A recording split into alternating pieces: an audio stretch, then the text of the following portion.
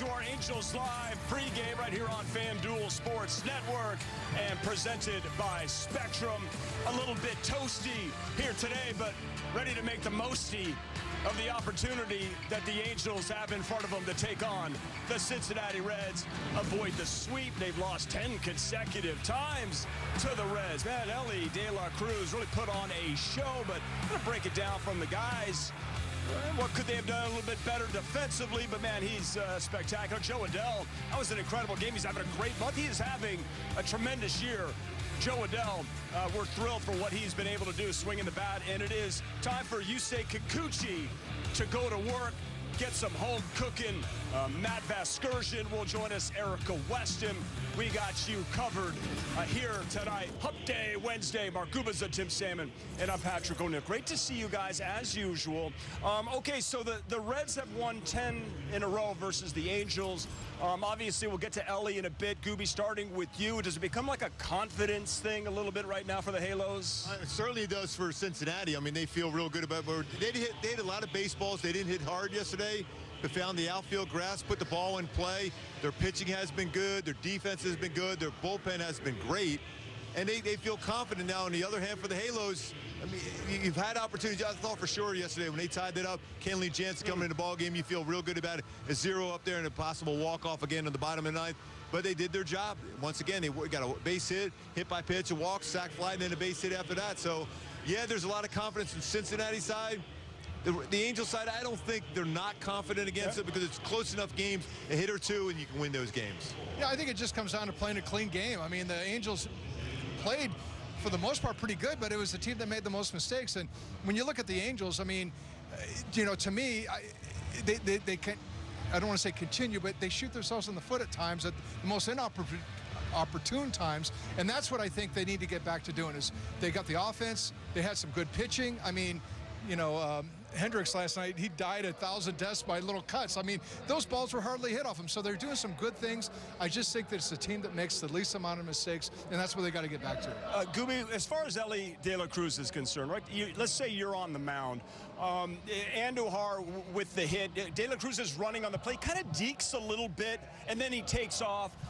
How should Ward have played? How did you see it now that you had a chance to sleep on? I mean, I still think, you know, I played on a lot of teams in Kansas City. That's how they scored a lot of runs, with this speed in the outfield. They put a lot of pressure, just like De La Cruz puts pressure on your defense. You have to have the mindset, I'm going to aggressively charge everything in the outfield. He's going to try to take an extra base every time. Sometimes it's 2 extra bases, but he's going to always take the extra base, so you always have to come in with the mindset, I cannot wait back on the ball, and that's when you make some mistakes as an outfielder on occasion against him. That's why you got to be really, really aggressive. Those numbers, Tim, are absolutely incredible what he does as far as taking those extra bases and putting so much pressure on the defense. Well, you talk about an era back when we played when you seemed like teams were built around speed, and you saw a lot of that. And then the outfielders really taught that, hey, you know, when you got rabbits on the bases like that, you're always coming at it with a sense of urgency. I just don't think that you see enough of that in today's game. So when you get a guy like Elly De La Cruz on the bases, I think it kind of surprises people how fast he is. I mean, you don't realize, like, 5 strides he's between bases. So I think it's a little bit catching you off guard. I don't want to say the players aren't aware of it, but I don't think until you experience it do you realize, oh my gosh, like, this is a game changer. And, you know, we had it in Sean Figgins. I saw it firsthand. It was a game changer every night. Willie Wilson, kind of a guy that would do that, right? Johnny Damon was like Tom Goodwin. I mean, it was automatic.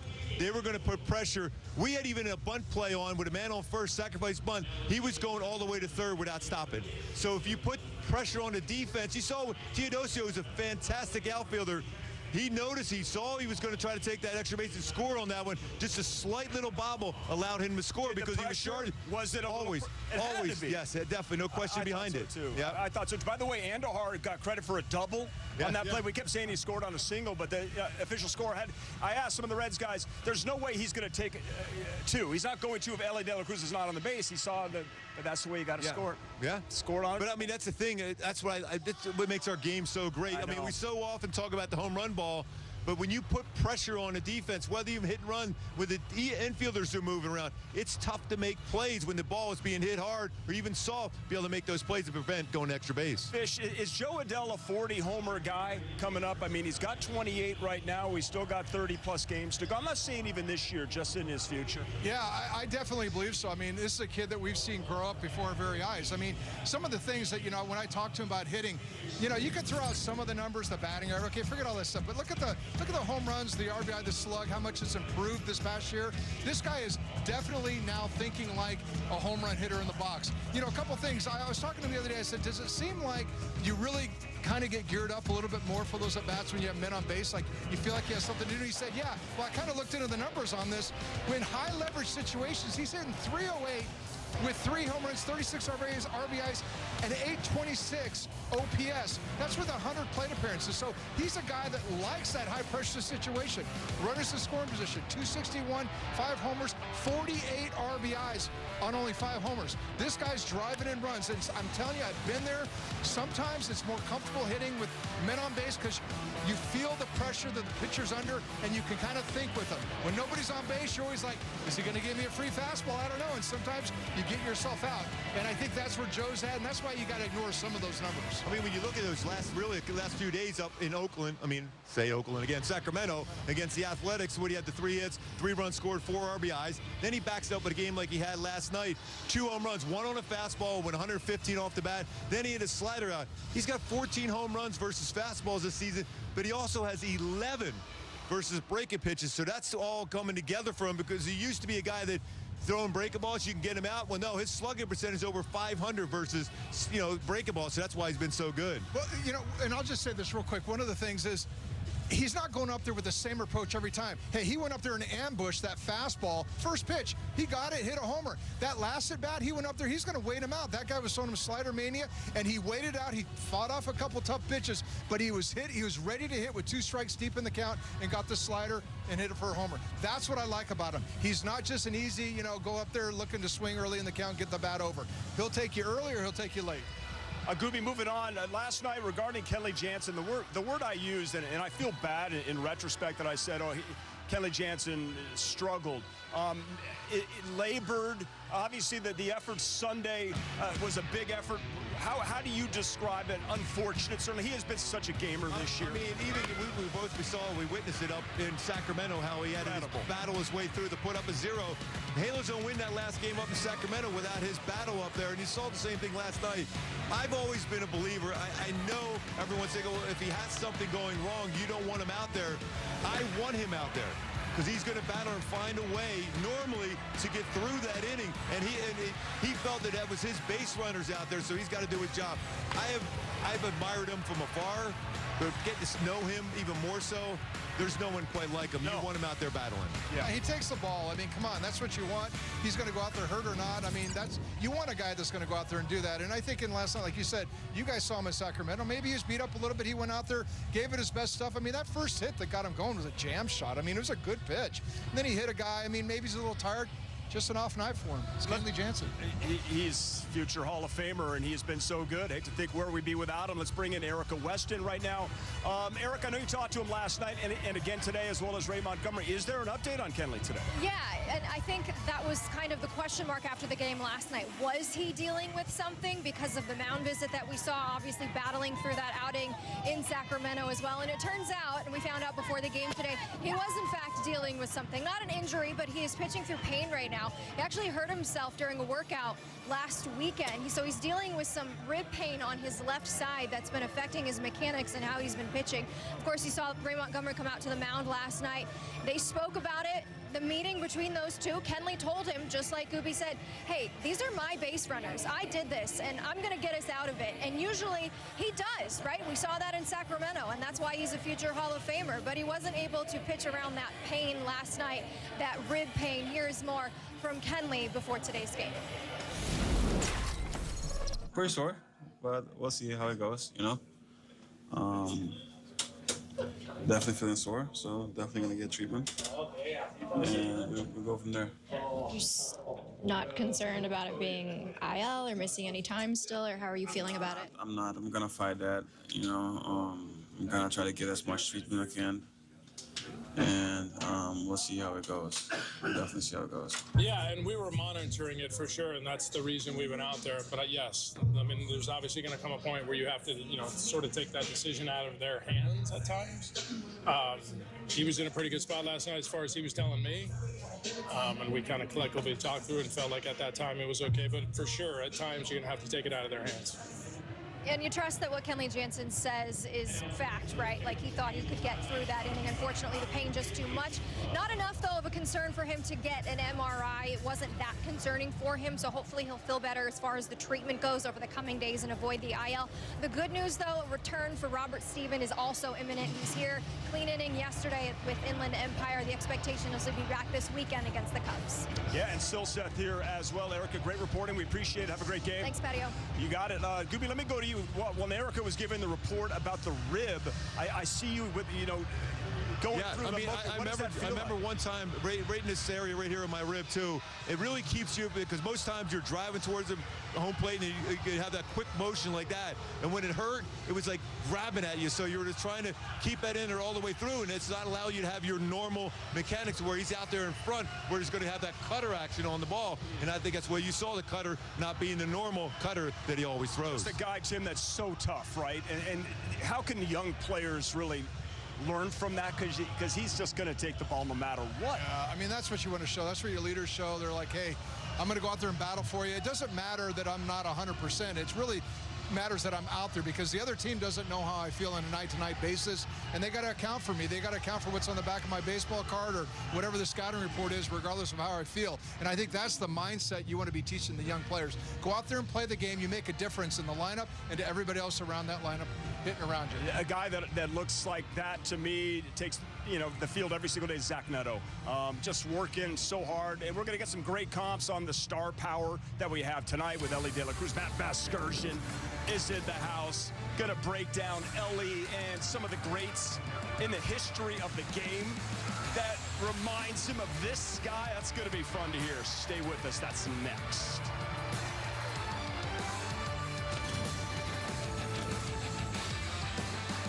This is your talent-wise, with the Correas and the Royce Lewises and the Buxtons firing at the height of their power, they're probably the most talented team. Royce Lewis puts his team on top.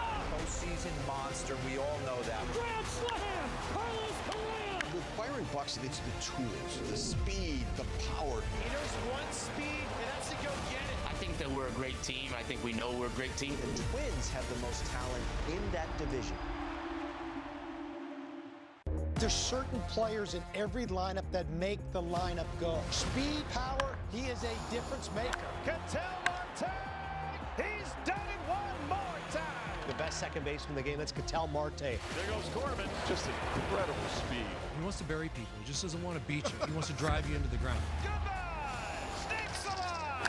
They're tearing the cover off the ball. We play to win. We've played that way all year. I guess this is just another example of that. We know what's in that locker room. We know the heart we have. The MLB app. Yeah, it's got game. This game. These games. All the games. Pre-game, post-game, and everything in between. This is baseball your way. With real-time stats, scores, breaking news, and custom content that hits every time. Because you choose the teams and pick the players you want to follow. So when they catch it on the field, you catch it on the app.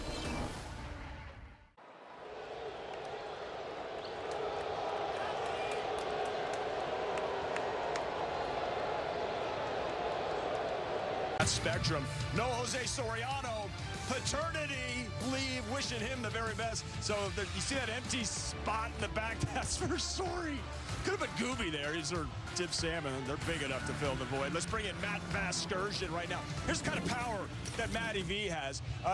Nico Cavadas is in the lineup. Yeah. His son Luke is here. Luke's wearing the number 20, and Nico saw that, and he's in the lineup. What the heck? Yeah, we got to get behind the Greek guy tonight, man. Let's get behind the Greek and put Vindex on it. Hit home run, something like that.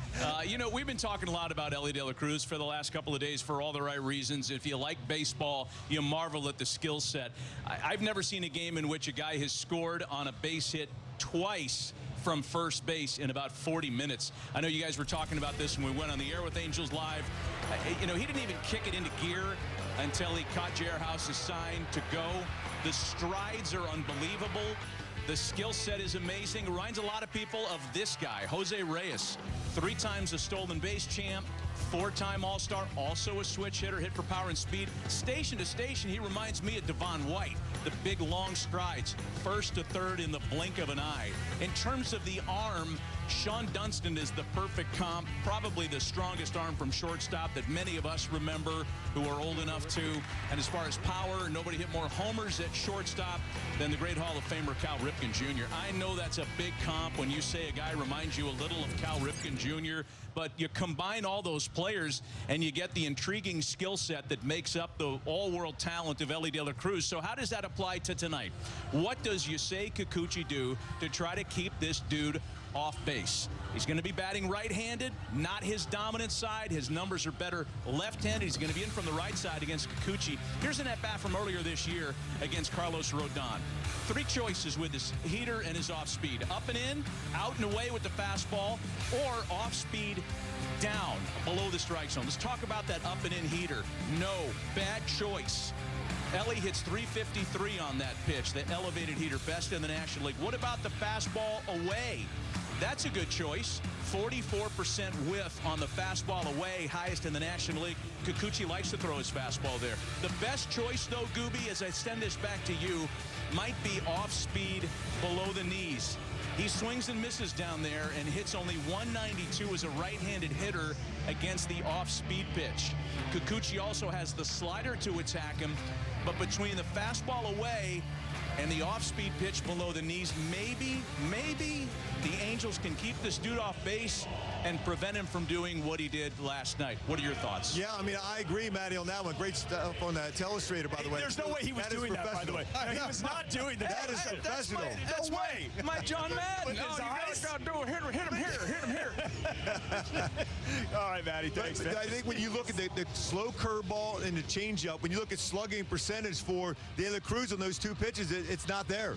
And he's got that good slow curveball and changeup. Then he can throw the slider both sides of the plate. I think it's effective. I do say with the rest of the hitters, he's got to be able to use his fastball inside a lot more tonight than we've seen recently. But fastballs against De La Cruz, I still don't think upstairs away is a good one. Down and away, good. But stay with that slow curveball, changeup combination against him below the strike zone because he's up there swinging the bat. He needs to bounce back. Love the home ERA. What do the numbers tell you, Fish? Well, what I would say is this. His last 2 starts, I mean, the curveball's been hit at a 500 clip. The slider's been hit at a 300 clip. The guys are going to sit on this. They know you're going to throw it. You got to keep him honest. And when I say it, keep him honest, he throws everything out over the plate. That fastball Sturgeon was talking about, that's the fastball over the plate. You've got to make the hitter's eyes come inside at some point. If you just let a hitter lean out over the plate on you, they're going to hit the fastball the other way, and they're going to stay on that off-speed pitch. You bust them up a little bit, make them respect the fastball in. That curveball is going to look a lot different to them, and maybe that pitch gets back on track. He was signed for moments like this to be a stopper of a losing streak. Hopefully Kikuchi can go to work. Gooby, thanks, pal. I feel he's going to have a good game here tonight. I really do. That changeup is going to be a good pitch for him tonight. Right, looking forward to it. Gooby on the call with Matty V and Erica. We'll take a break, come back. Mike Trout. Well, he was swinging the bat really nice last night. Double, single, also continuing to get on base. Still 2 away from 400. Continuing to turn it up. Stay with us. More Angels Live in a minute. At Pechanga Resort Casino in Temecula, you can stay and play, wine and dine. Every game night is a chance to go big with MLB Big Inning. Turn on baseball's only nightly show that brings you the biggest plays of the night, live and commercial-free. Strikes him out. No one stacks more clutch plays into one live show with up to 4 games on a single screen. Out of here! He is on fire. It's a walk-off winner. Change up game night with baseball's biggest game changer, MLB Big Inning, presented by Nissan. Every night, all season long on MLB.tv. Yordan Alvarez is just becoming this consistent hitting machine. The big man who wears 44 is 4 for 4. Face of the franchise, everything that is Houston now. He's top 5 in every category for the Houston Astros historically. Always just assume they're going to play in the ALCS. There's no effort. Boom. And you can kiss that goodbye. That's a game winner.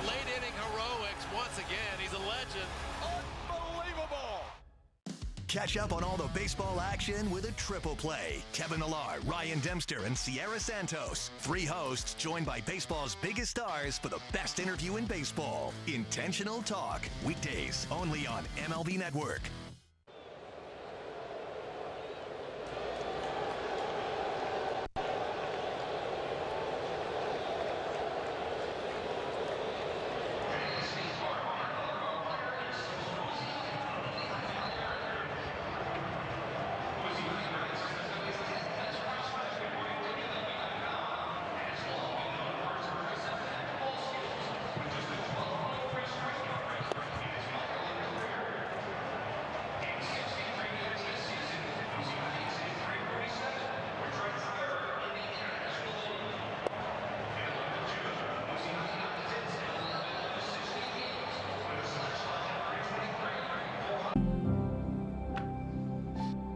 Learn about adopting a teen from foster care. You can't imagine the reward. Visit adoptuskids.org.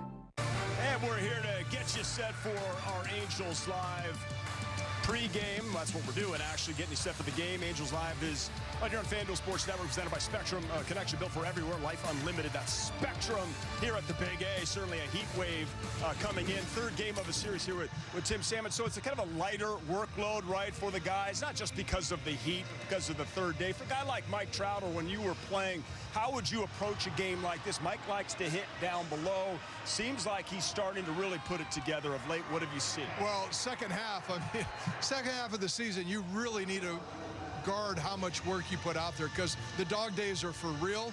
George Hendrick, the great George Hendrick, told me he didn't take batting practice one day after the All-Star break. So that's going old school right there. Okay. But without a doubt, to me, when I look at Mike and I say, okay, hit a couple last night, that's great.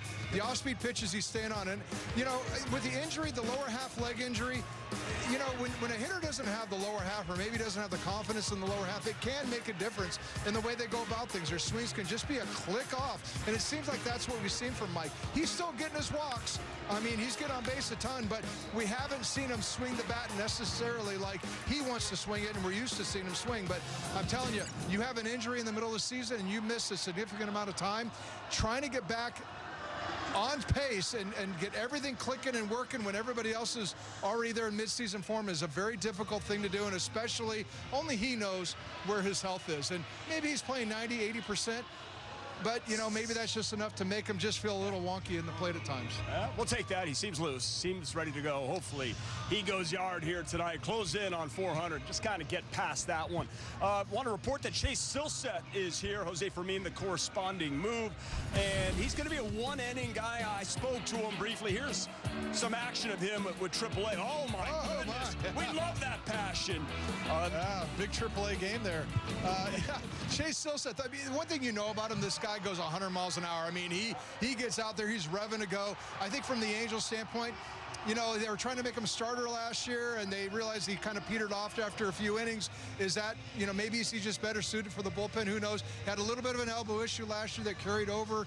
A few things between that and the performance. It's great to see him back up here. I think he can be a big help in the bullpen for the Angels. All right, so also, as Erica reported, that Robert Stevenson is getting closer. Spoke to him. I said Friday. He says, I hope so, but not up to him. So we certainly haven't seen a full, healthy bullpen the Angels would have expected. Of course, Ben Joyce down for the year with the shoulder. That is for a long season.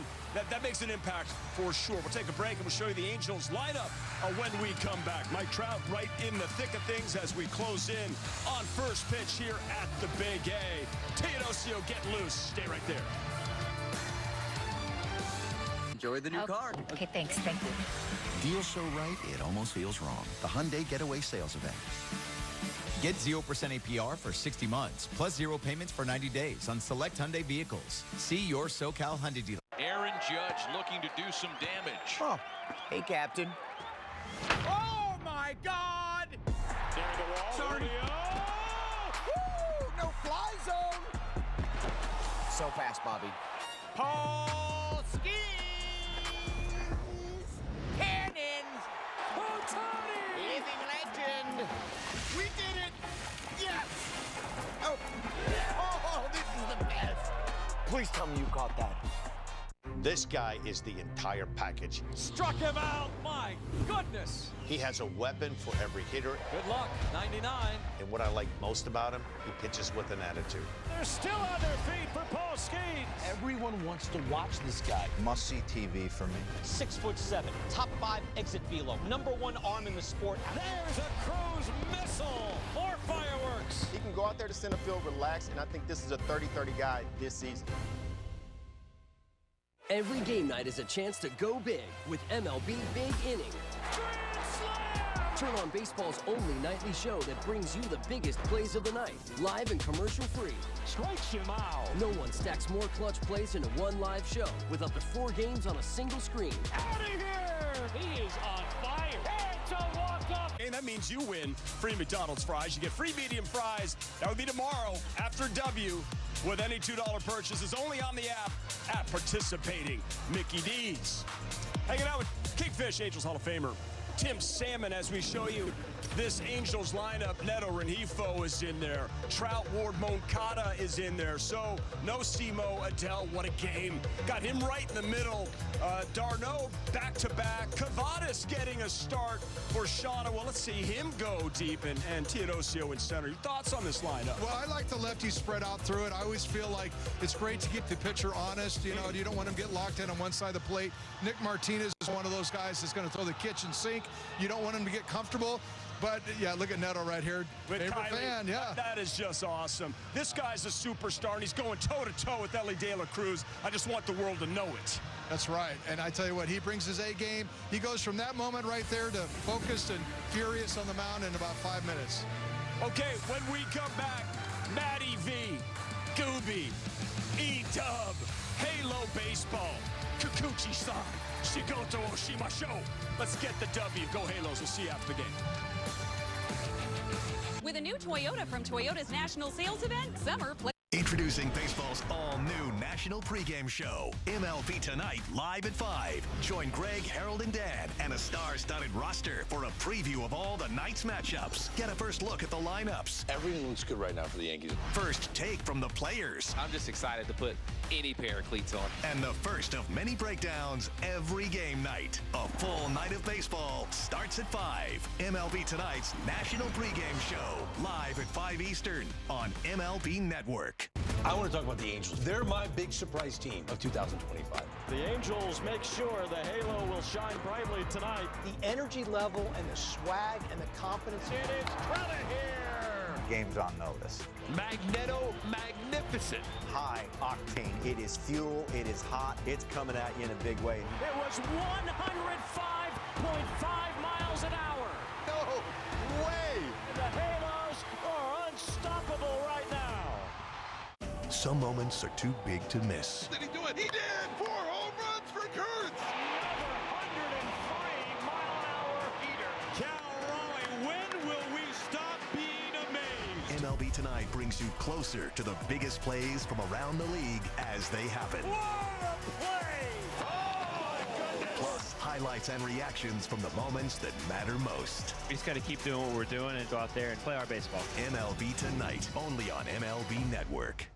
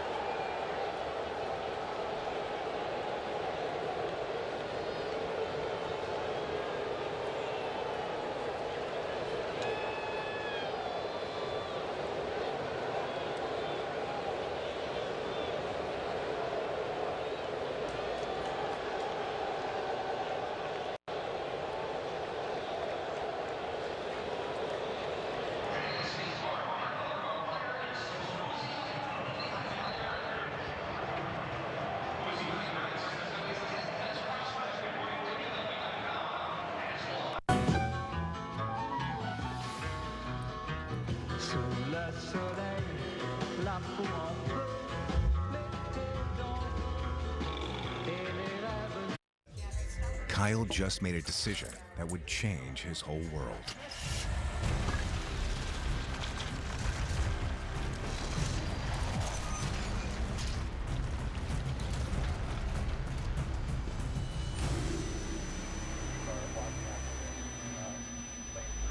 Stars, Kings, and Angels.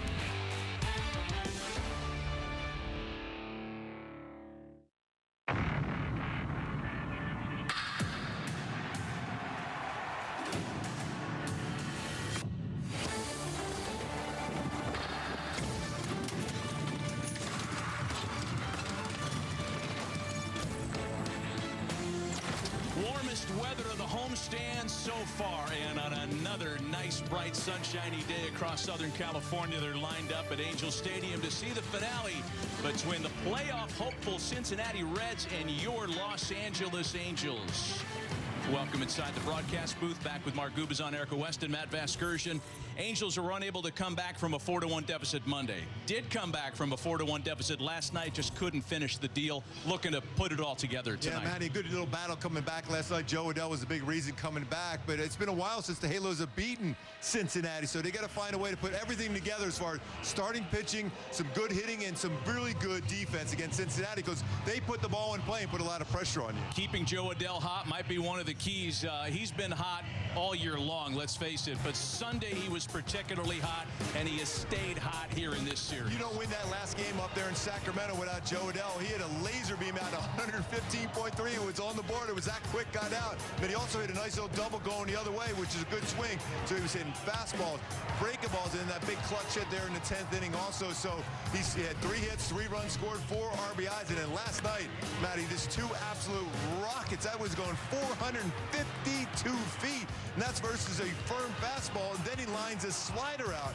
He's 11th home run versus sliders and breaking balls this season. Phenomenal for Joe Adell. Been a career year for Joe across the board. Power, numbers, contact, you name it. I mean, power, homers, RBIs, slug, OPS, all of it making up a career year, and there's still some canvas left on 2025 to get those thresholds even higher. So there's a guy who's hot on the other side of the scorecard as well, and he really put on a show yesterday. One of the keys for the Angels tonight, let's keep Ellie De La Cruz off base. Easier said than done. Matty, there's not many guys in the history of baseball when you're on the bases, you put this much pressure on a defense. He's at first base, and he scores on a base hit to left field rather easily, too. I mean, as an outfielder, your mindset has to be, and the rest of this game here tonight is every ball hit when he's on base is you got to charge the baseball effectively, because you're going to make some mistakes here and there. Teodosio did a nice job of charging that, but trying to get rid of the baseball quickly because he knows that speed. But De La Cruz, he's able to score there rather easy again.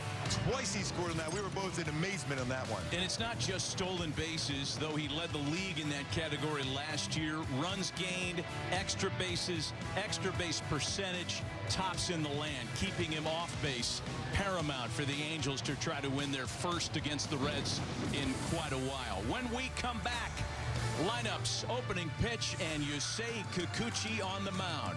Baseball right after a quick break.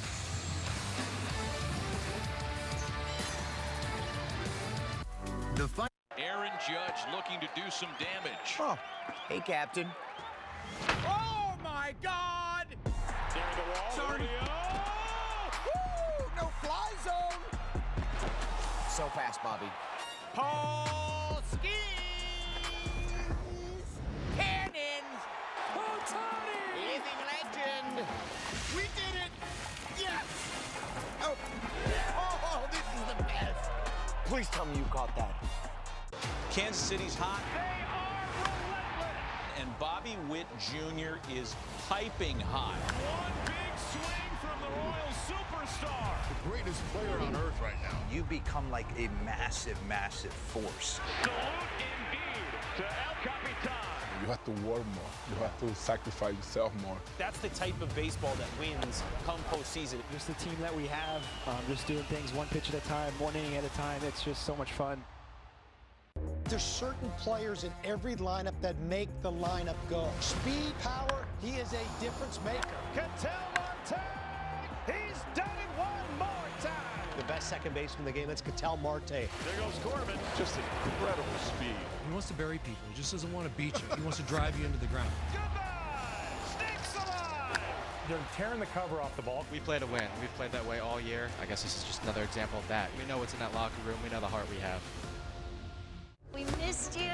Come on inside. One of the more rare feats in the history of baseball. He's going to be a perennial all-star MVP frontrunner. It's a unique athlete, a unique talent.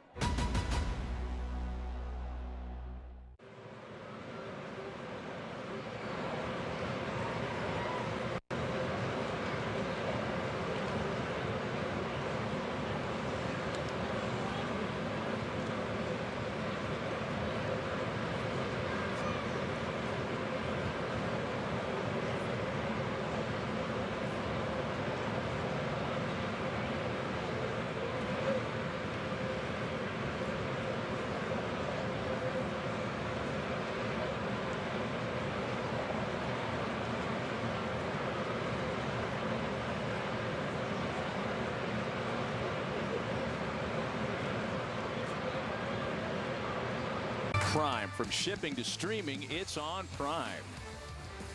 And it was on in center field this afternoon. The 2025 team photo featuring, of course, among others, tonight's starter, Yusei Kikuchi, on whom Erica Weston has a little bit more. Yeah, he was really frustrated his last time out against the Athletics. Way too many foul balls. He knows he needs to be more efficient. I spoke with his interpreter, Yusei, ahead of today's start. He said he was just relying on that spin too much. But something they started to do this week in between starts was work on his mechanics a little bit. Down in the bullpen, on flat ground as well. It's actually something he's moved away from. Going back to last year, he hasn't been throwing bullpens in between his starts because he wants to preserve his energy and stay healthy. So they did so this week. Maybe 15 pitches or so, not full intensity, just focusing on making sure he's not opening up too early. His glove, his leg rotation weren't where they wanted it to be. So hopefully getting things aligned as far as the mechanics go ahead of tonight's start. Yeah, Erica, it's such a strange thing to lead the league in. Foul balls, and that's the case with Yusei Kikuchi, looking for win number 7 tonight. He is the first major leaguer to make a 27th start, so the durability has been great, answering the bell every 5 days, super accountable, and looking to put it together here at home. Yeah, tonight. Matty, I think he's got a chance to go deeper in the game if he doesn't have that many foul balls. That means pitch inside a little bit more so. And I think that's going to be a key for me really today is show that fastball inside. That'll get the hitters off the all-speed pitches and finish with the breaking balls. He's got a dominant assortment of breaking balls between a slider and curveball. 70 punch-outs combined between the two. It's like we were talking about on the pregame show against De La Cruz. He has a tough time, especially from the right side, to hit breaking balls down below the strike zone. So, but to get him and keep him honest, though, these hitters, he has to establish fastballs in. Let's take a look at the lineup penned by Terry Francona tonight. Couple of changes. TJ Friedl has led off in all 3. Noelvi Marte batting number 2 tonight, as high as he's hit in the series. He's hit safely in 10 in a row. Ellie De La Cruz has a 7-game hitting streak alive tonight. He bats number 3. Miguel Andujar 3 for 4 last night. Austin Hayes and Spencer Steer. And then it's Jose Trevino, Ke'Bryan Hayes, and Santiago Espinal makes his first start of the series, batting number 9. Reds a season high 7 games over 500 and in a real dogfight for a National League wildcard chair. We'll get into that as we continue tonight. Good to have you along with us on FanDuel Sports Network. Underway at the Big A, and Yusei Kikuchi's first pitch of the game is in for a strike. TJ Friedl, a base hit in both of the first 2 games in the series, 2 for 8 combined.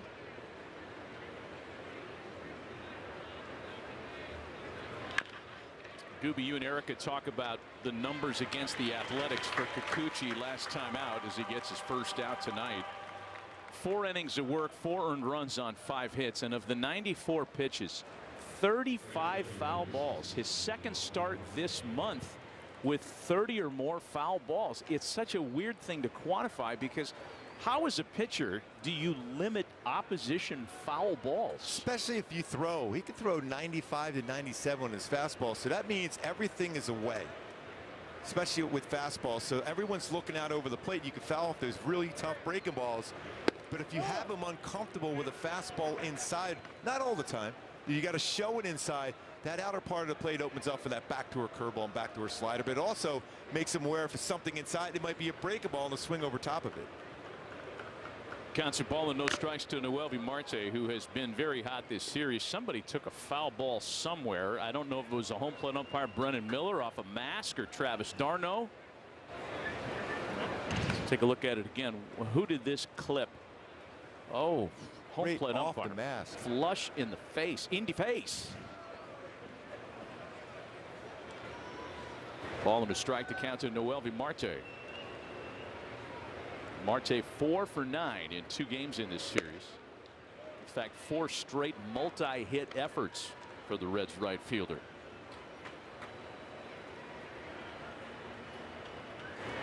Been a frustrating series for the Angels for a number of reasons. There's a ground ball to the left side of the infield for Neto. 2 away. And the Nissan defense behind Kikuchi. It's good to see some ground ball action from him. Also, right away, Taylor Ward in left, Teodosio in center, Adell in right field at third base, Moncada. You see Zack Neto making that play. And also, Rengifo is more comfortable position at second base. Nico Gavadas playing first base today. This is 6th game in his career, and Darno behind the plate. Also, we highlight him, and he got a ground ball first of the game. That's just automatic. How's that smile been already all day long for Nico Gavadas? Oh, he's got that start here today at first base. He's got the Stone Cold Steve Austin face on right now, but he was all smiles during batting practice, that's for sure. Here's De La Cruz now. Getting through the first inning, an important element for all starters, in particular for Yusei Kikuchi, who has really labored in his first innings this year. And a lot of pitches generally thrown in the first inning, too. Got a chance to be quick here, potentially. 1-1 the count to De La Cruz, who's hit safely in each of the first 2 games of the series, and 7 in a row overall for last year's Major League stolen base leader. It's been documented and statistically proven De La Cruz is simply more dangerous from the left side of the plate. So with a left-handed starter on the mound tonight, perhaps a little bit more of an advantage for the Angels. It was odd, that 1-1 pitch looked like he was taken all the way, and he took that breaking ball out of the strike zone. Kikuchi's able to backdoor a curveball. Wonder if he listened to our pregame show here today. Kikuchi say drop that backdoor curveball or changeup. Looking for just his 5th 1-2-3 first inning all year, and he's gone to a full count now on De La Cruz. You know, part of the frustration for the Angels in the series is the fact that while the Reds have hit some balls square for sure, they've hit a lot of them off the end of the bat. Called strike 3. Yeah, he did listen after all. And Kikuchi gets his 1-2-3 first inning tonight. It's worth looking at again. Backdoor curveball.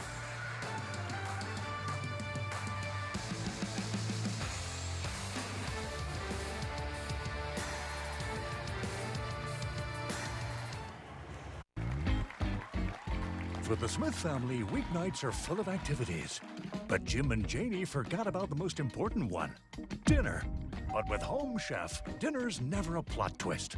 With all the fresh ingredients you need delivered to your door and flavors the whole family will love. Your easy 4-serving dinners get rave reviews every night of the week. All thanks to Home Chef's family menu. Get 18 free meals when you visit homechef.com. Want the effects of Viagra, but faster? Meet Rose Sparks. They contain sildenafil and tadalafil, the active ingredients of Viagra and Cialis. But Sparks dissolve under the tongue. Dissolvables work faster than old school pills. Plus, tadalafil, the active ingredient in Cialis, stays in your system for long-lasting results. Faster acting and long-lasting? We got you. See if Sparks are right for you at ro.co/sparks.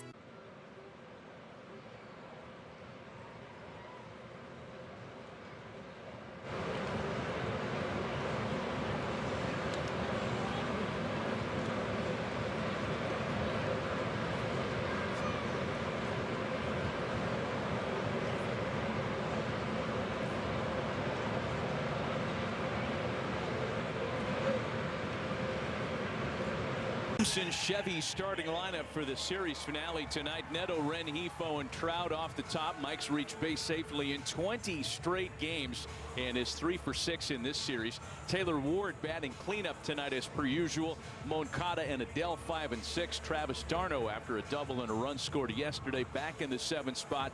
Nico Gavadas making his first start since being recalled this year.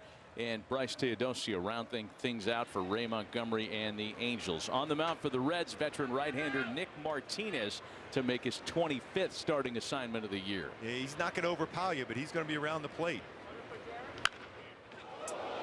My go-to is to have success and score some runs and get an early lead against Nick Martinez. 3-3 in his career against the Halos. Is he got to power that fastball family, and he's got fastball, cutter, 2- and 4-seamer. Don't chase his breaking pitches because he'll get some swing and misses on that. Neto always looking to do damage on the first pitch, but this is not the kind of damage he had in mind.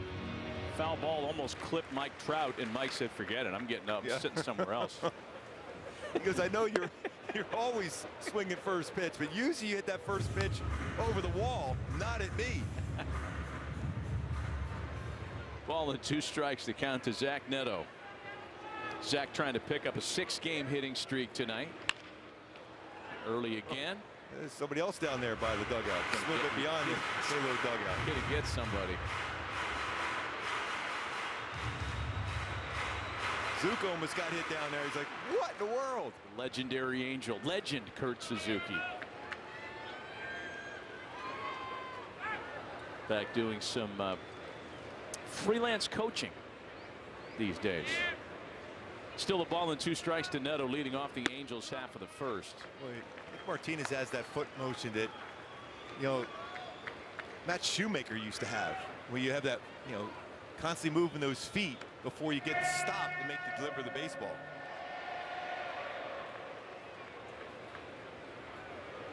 2 balls and 2 strikes to Neto. Neto, Rengifo, and Trout for the Angels to start things. And Zack sends the ball out to right center field.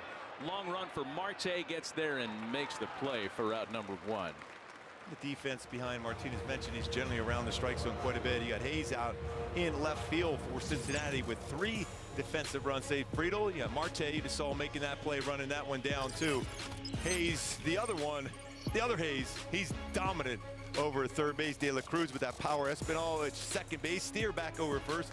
Trevino over behind the plate again here, playing all those games behind the plate. Doing a solid job defensively and offensively for the Reds so far. Luis Rengifo batting in the 2 chair here tonight. Hitless in the series, struck out twice yesterday, had 2 plate appearances on Monday and walked in each of them. This is Rengifo's first start of the series, and he sends a high fly ball into foul territory. Espinal and Steer, and the first baseman makes the catch for out number 2. So against Nick Martinez, Mike Trout has some experience. It came a way long time ago. Yes, he's homered twice against him, 6 for 21. He's walked 7 times against Martinez. But those at-bats happened at a time when Nick Martinez was a much different pitcher. And if we have time, we'll explain. First pitch breaking ball misses. Yeah, there was a lot of different pitches than when we saw him that first time around, but I still think Trout's going to have some good at-bats against him tonight. Tried to come in with a sinker that time and gets a foul ball, and it's a ball and a strike now to Trout.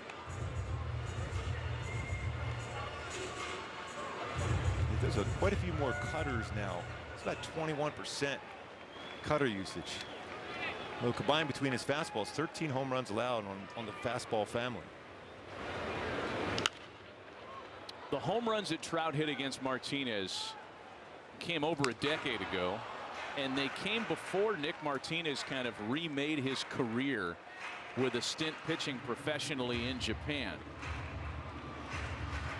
It's a guy that was drafted in the 18th round by the Rangers.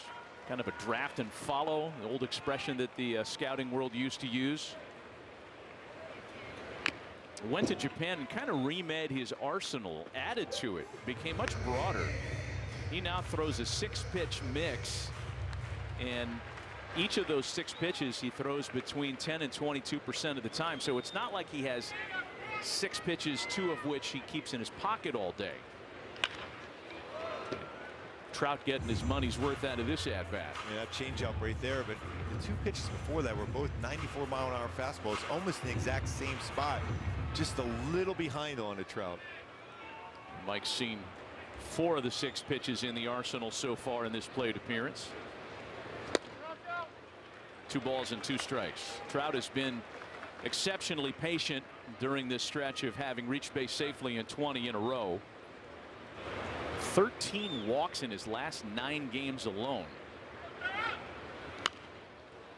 Still 2-2. We'll see a lot of pitches. Generally, you can almost pencil in the bat starts at a 3-2 count. Not there yet.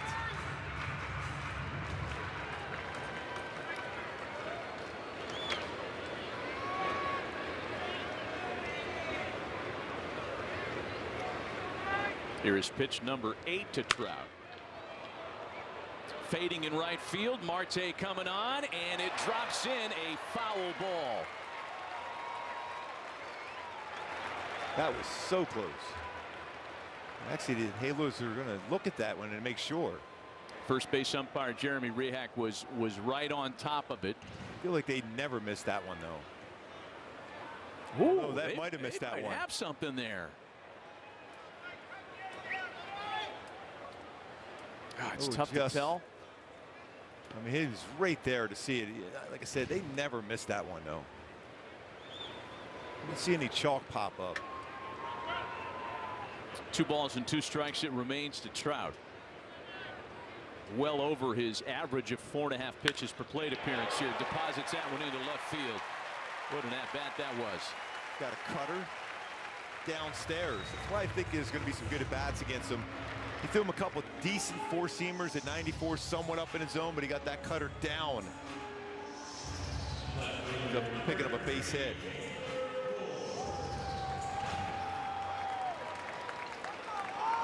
Two-out single for Trout extends the on-base streak to 21, and it brings up Taylor Ward, who has a first-inning RBI in each of the first 2 games of the series.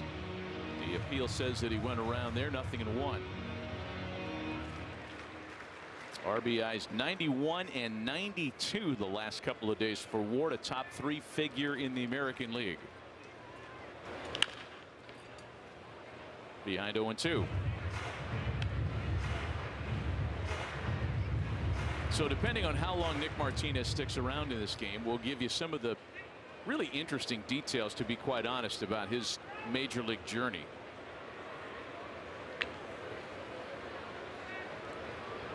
How it applies here is that he throws a big assortment of pitches, and he uses 3 of them to strike out Taylor Ward. Got through the first without anybody getting hurt. Come on.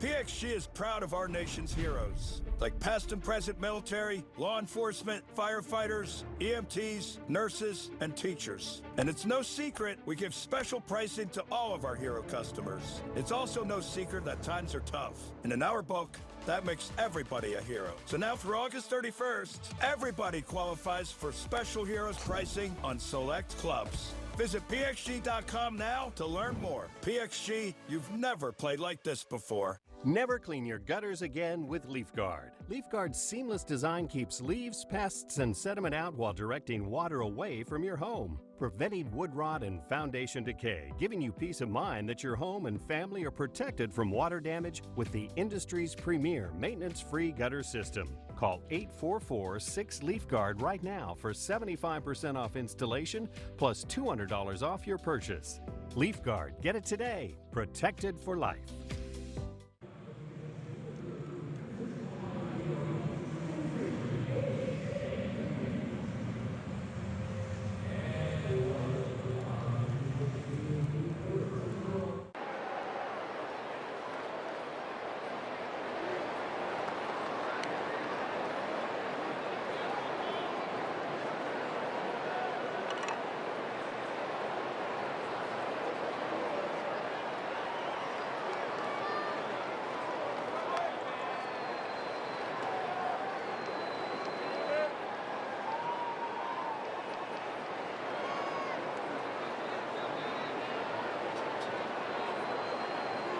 Big A, Kenley Jansen, perhaps bothered by something in his outing last night, maybe even his outing Sunday in Sacramento. We saw the mound visit last night with Ray Montgomery. Turns out, in fact, he was dealing with something, not an injury, but just dealing with some pain. He hurt himself during a workout over the weekend. So rib pain in his left side, that was what was bothering Kenley in his outing last night. Happened in the gym.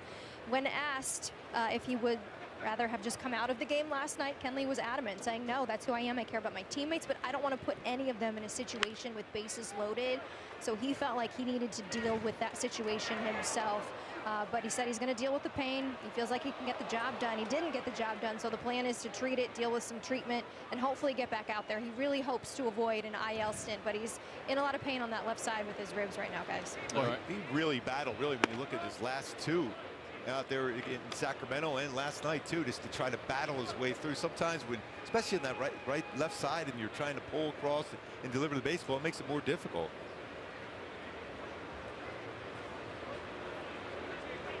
Two balls and a strike to count to Miguel Andujar, leading things off in the Reds half of the second, and doing so with a base hit into left field, maybe more. Andujar on his way in a second. He's going to turn that into a leadoff double. They can't get him out this year. It's unbelievable what he has done against the Halos this season. Doesn't matter if he's wearing an athletic uniform or a red uniform. He's now 8 for 18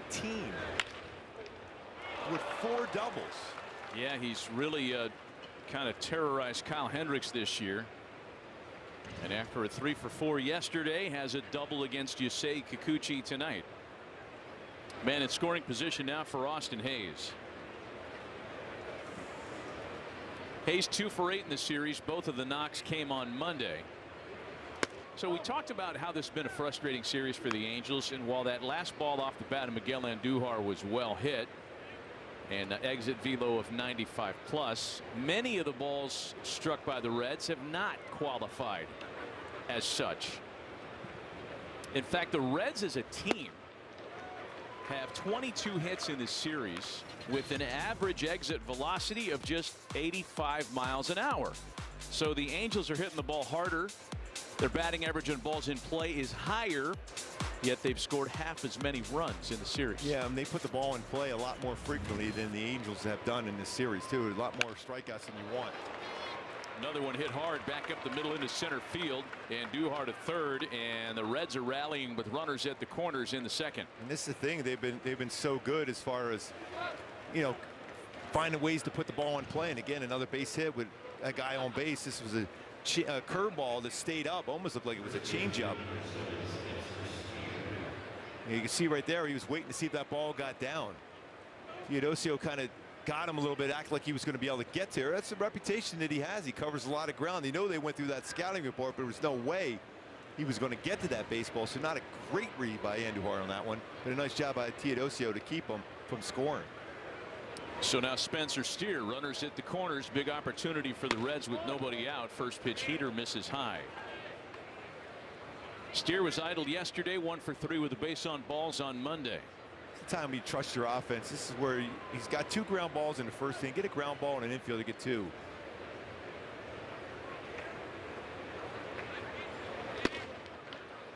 And there have been Reds on base all week. Back-to-back games with 11 hits in each of them, Monday and Tuesday. A couple of hits for him to lead off the second inning here tonight.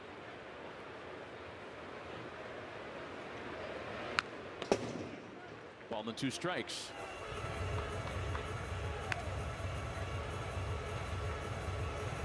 I guess this has been a great example of what a lot of the purists like to talk about, or at least those that don't embrace analytics as much. Who cares about your exit velocity? Are they hits or not? You're not going to win the game because you're out exit veloing the opponent. That's how often you put the ball in play and force the defense to make a play. How do you hit with runners in scoring position? And the answer to that question for the Angels on Monday was 1 for 9. Hard to win that way.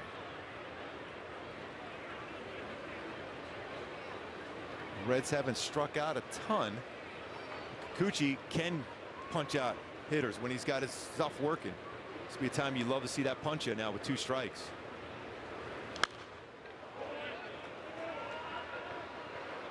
Been quite a difference for Kikuchi, home versus road. 13 games here at the Big A, a 2.40 ERA. And that's the 4th lowest in the land, at least among American League starters.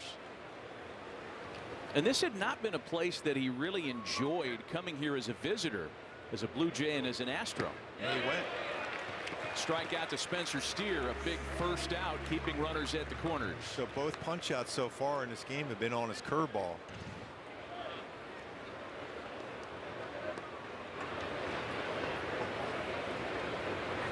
Got Adell Cruz looking to end the first and gets Steer for his first out here in the 2nd inning. Now the catcher Jose Trevino, 2 for 7 in the series.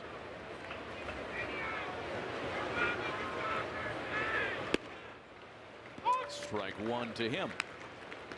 We mentioned yesterday that we wouldn't be surprised to see a different catcher in the lineup tonight, but Tyler Stevenson, the other catcher on the roster, was put on the injured list yesterday.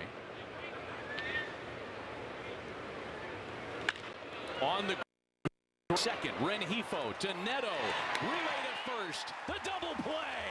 Oh, that was a great turn because the way the defense was set up, both infielders had to go a long way to get that double play. 4-6-3. A lot on the throw from Neto, covering the bag, kicks the bag, firm throw, double play.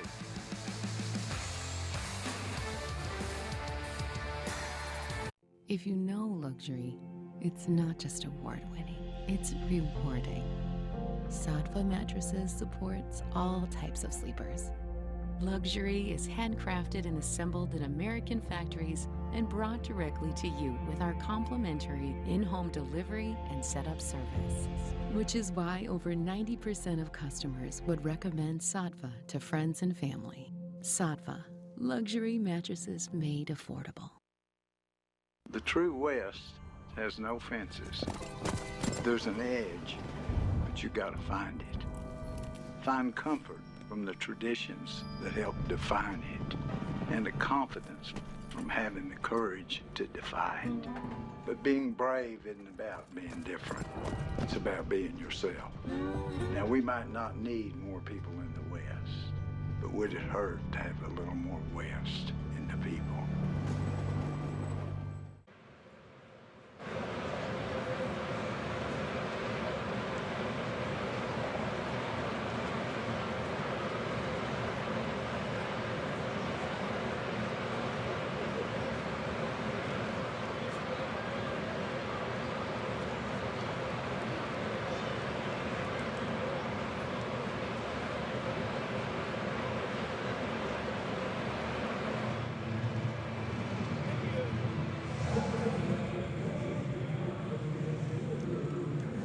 We're not going to take it.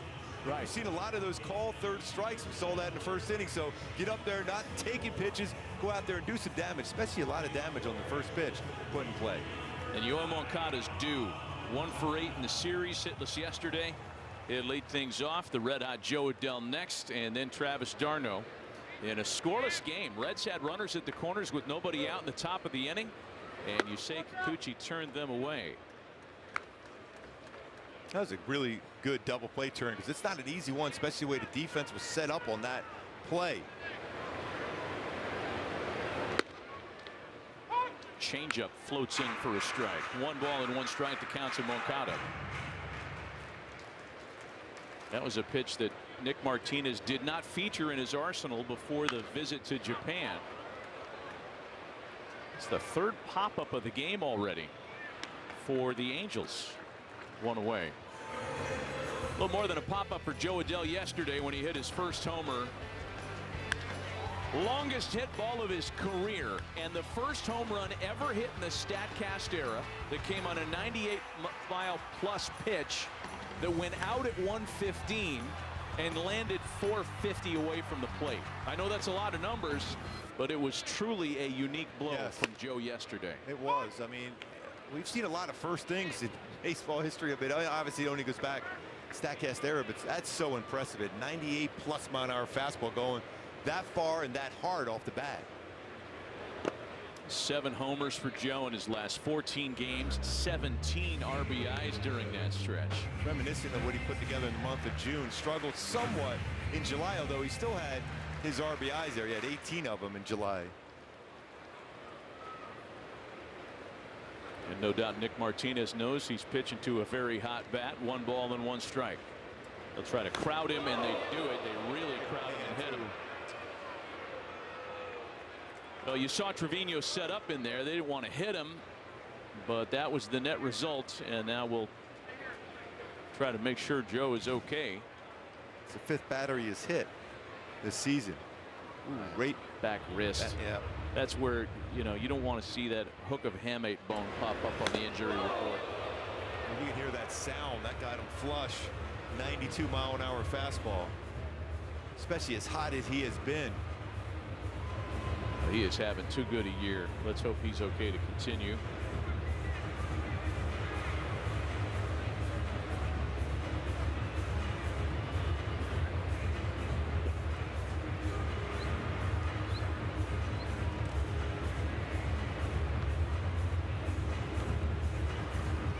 He's trying to talk his way into staying in the game. They'll keep an eye on Joe. Travis d'Arnaud is going to bat with a runner on and 1 away. 10th time Adell has been hit by a pitch this year. He and Zack Neto hold that dubious distinction of leading the team in that category. And they're going to put the oven mitt on him, and he'll stick around for the time being. Yeah, that's the thing. A lot of times that gets sore as the game progresses. Sore and swollen. Yep. So now Travis d'Arnaud, who's doubled and scored a run yesterday.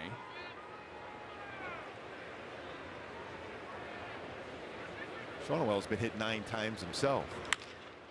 d'Arnaud dumps a drive into shallow left. Coming on a slide is Hayes to make a great catch. Boy, I thought they had a chance to get down. If it gets down, it's going to be by him too. Potential for a run scored. It's the thing we talked about with Cincinnati. They've been doing all the little things. Their starting pitching has been good. Their bullpen great, but their defense has been solid enough for him to give himself a chance every game. That's a real good play. Again, I'm never highlighting him again on my defense. Yeah, let's not do that anymore. There's Nico Cavadas. Nico making his first start of the year. Had a brief audition last year at the end of the season. 30 games with the big league club. Hit 4 homers. Very nice power numbers at AAA Salt Lake this year.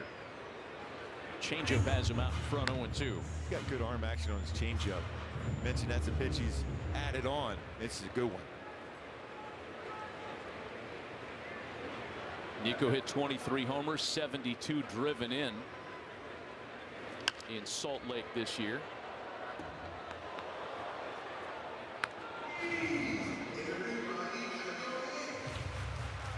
Still 0-2 with a man at first. Still even has a little bit of that footwork too in the stretch position, which you never used to be able to do that before. Because it would be balky? Yeah. Because you're deceiving the base runner. It used to be you had to get in once you get in that stretch position, you had to stay still there. But he does it all the time, so that they don't call that. We've seen a couple of twitchy starters in the Cincinnati rotation. Brady Singer, a lot of movement on the mound as well. He started and was very good on Monday, and the breaking ball strikes out Cavadas. Nothing comes of the hit batsman. Scoreless.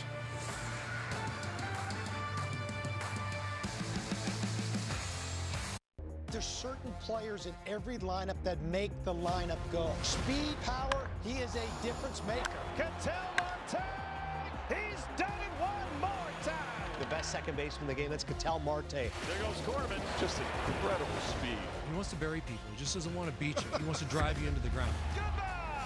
Snakes alive. They're tearing the cover off the ball. We play to win. We've played that way all year. I guess this is just another example of that. We know what's in that locker room. We know the heart we have.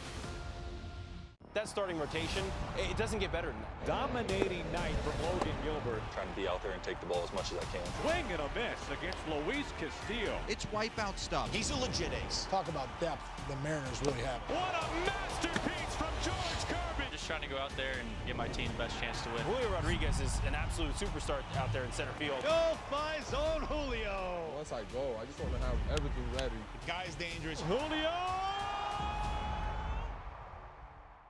Catch up on all the baseball action with a triple play. Kevin Millar, Ryan Dempster, and Sierra Santos. 3 hosts joined by baseball's biggest stars for the best interview in baseball. Intentional Talk. Weekdays only on MLB Network.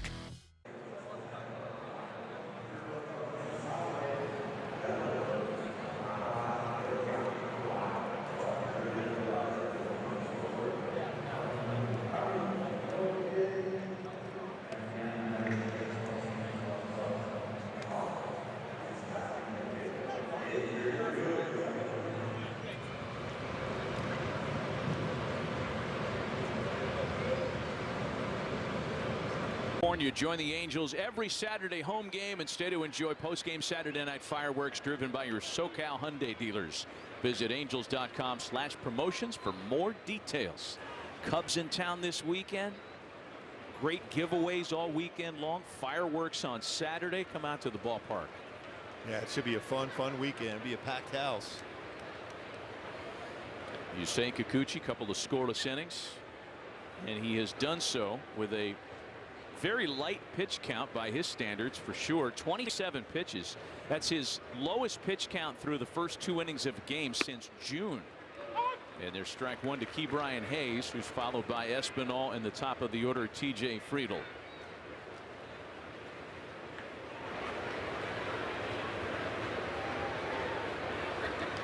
Two strikeouts for Kikuchi so far tonight.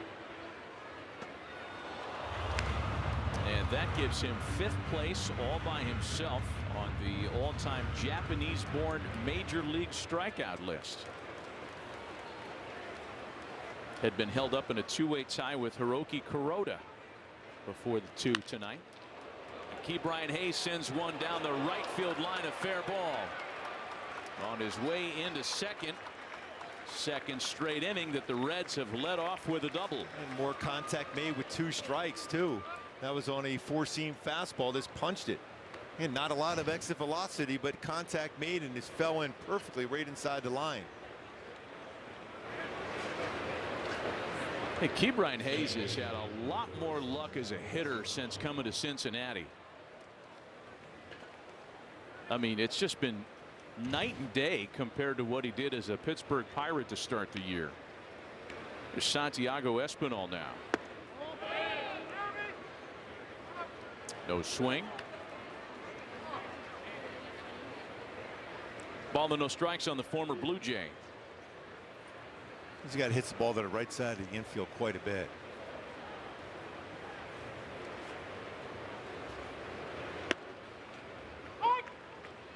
One and one.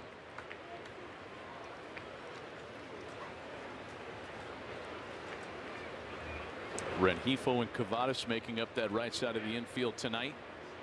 A little different look for the Angels. To 2-1 now.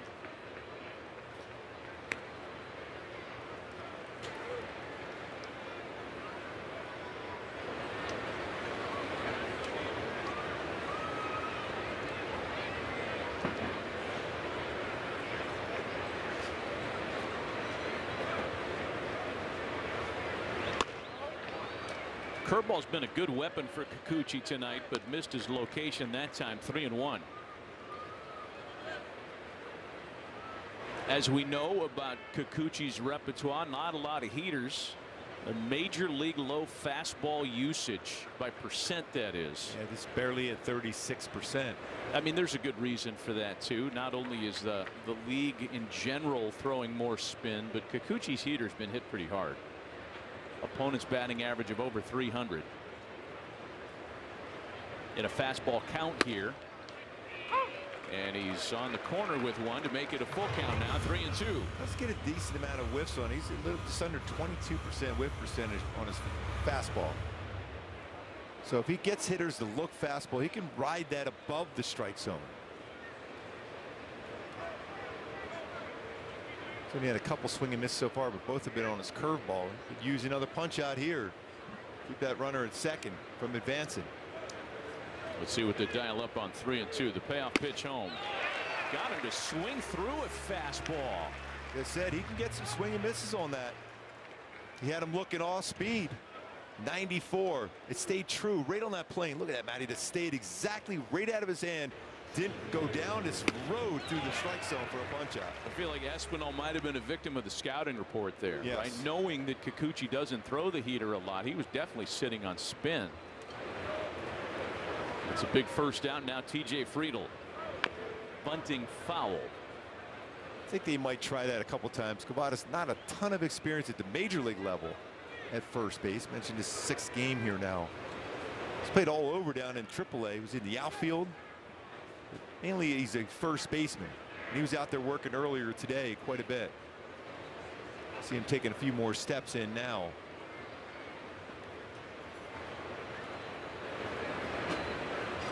Runner in scoring position with 1 away after the strikeout. 0-1 the count to TJ Friedl.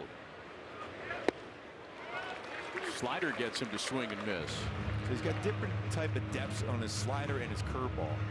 Obviously there's a little separation in speed. One be about anywhere between 78 and 82. The other, his slider could be 86 to 91. His counts have been far from automatic for Yusei. So much of that foul ball count against the Athletics last start came on 0-2 counts.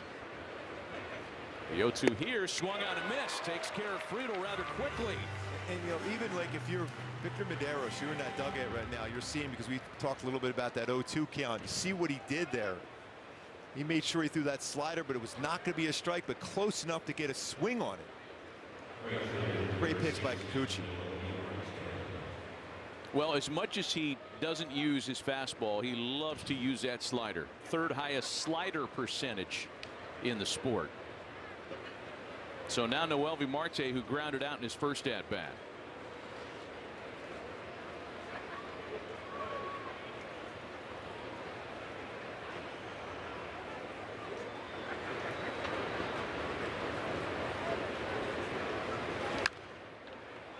Let's take a look at our StatCast 3 powered by Google Cloud. Marte has been so hot. 19 hits, and he's hitting a variety of different pitches, and he's hitting it all over the baseball field. And a lot of those pitches, he's done a real good job, patient enough. Even though there's a strikeout in his game, he's brought pitches in the zone. And when you throw a strike, he's hitting it hard. So you got to try to get him to swing at a non-strike. Into left center field. And Hayes is going to come around to score the first run of the night just when it looked like Kikuchi was out of the jam. Noelvi Marte, who else, cashes in on that leadoff double. And another baseball was not hit hard, but put in play that time. That was a fastball in. 81 mile an hour exit velocity. I'm getting tired of talking about it because the exit velo thing just doesn't matter to the Reds. Make contact. That's why it was so surprising to see back-to-back strikeouts like they did. Boy, he has been unreal lately. He is on fire. Hits in 11 in a row, keeps the inning alive for Elly De La Cruz, who struck out looking at a curveball in the first. He's 20 for 45 with 12 RBIs in that stretch.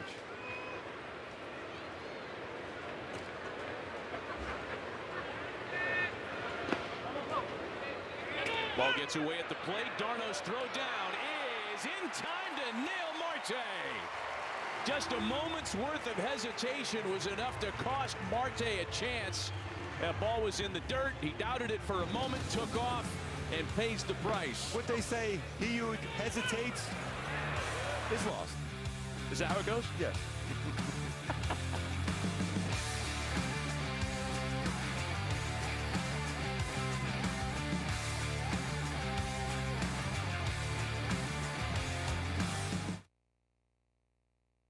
Step up to the plate and get ready to play ball. The baseball show for kids where you can learn about batting, fielding, and everything in between from the real pros. Every swing is a big hit on Play Ball. Saturday mornings at 10 Eastern on MLB Network.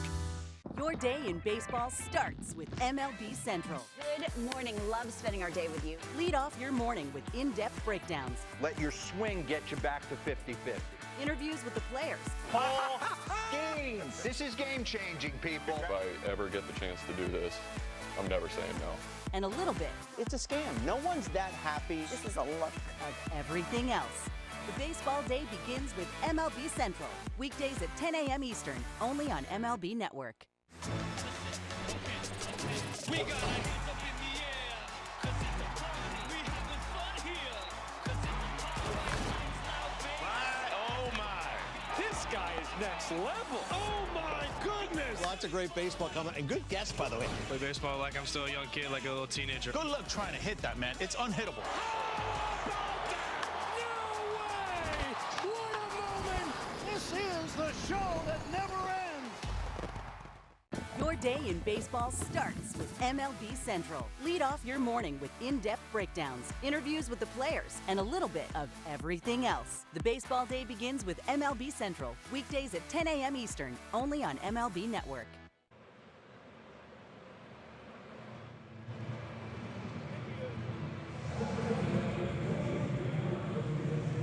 Started on like 3 hands for those of us fortunate enough to have that many hands.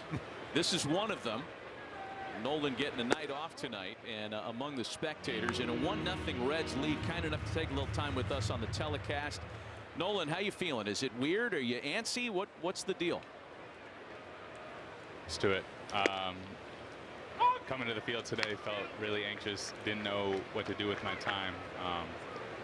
Kind of get used to a routine, and not being able to do that today was a little weird. And oh, Teo.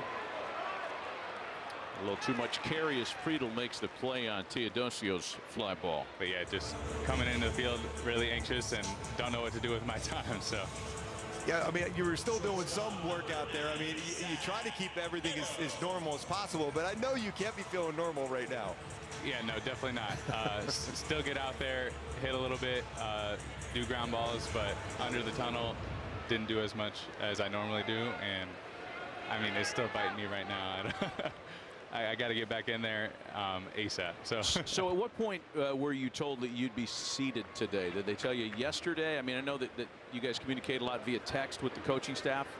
Yeah, Ray came in after the game and told me when we were eating, and I was like, "Are you sure? I could do it. I could do it." And I mean, he knows what it's like to be a baseball player and playing every day, and he knew I was.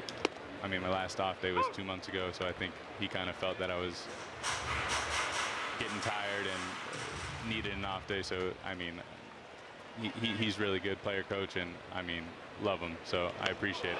Oh, that gets drilled. My goodness, that's the second Angel to take one tonight. Adell got hit in the hand earlier. Now Neto wears it in the shoulder, I believe. It looked like it almost got him the same spot, too. No, hand, your right wrist. Because we talked about you've been hit 9 times this year, because you're right on the plate, by the way. Yeah. So you're kind of somewhat used to that. Same thing with Neto. I guess he didn't want to have Joe Adell time for the team lead. He had to take it over. I mean, that's the punishment you have with standing close to the plate, but ultimately it does help the team out. You get on base and it's an extra runner, but it might not always feel good.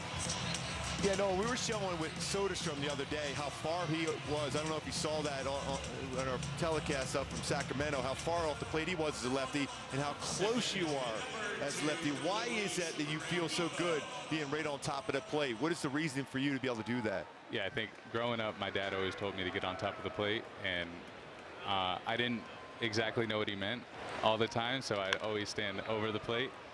And I started hitting really well that way, and I think it just stuck from there. I think I like being close to the plate so I can keep my hands inside and stay short to the ball. And I think a lot of other guys that have longer swings like to be further away from the plate to kind of give themselves some more time. But me being the opposite, I like to be short and quick, so I got to keep myself shorter to the plate.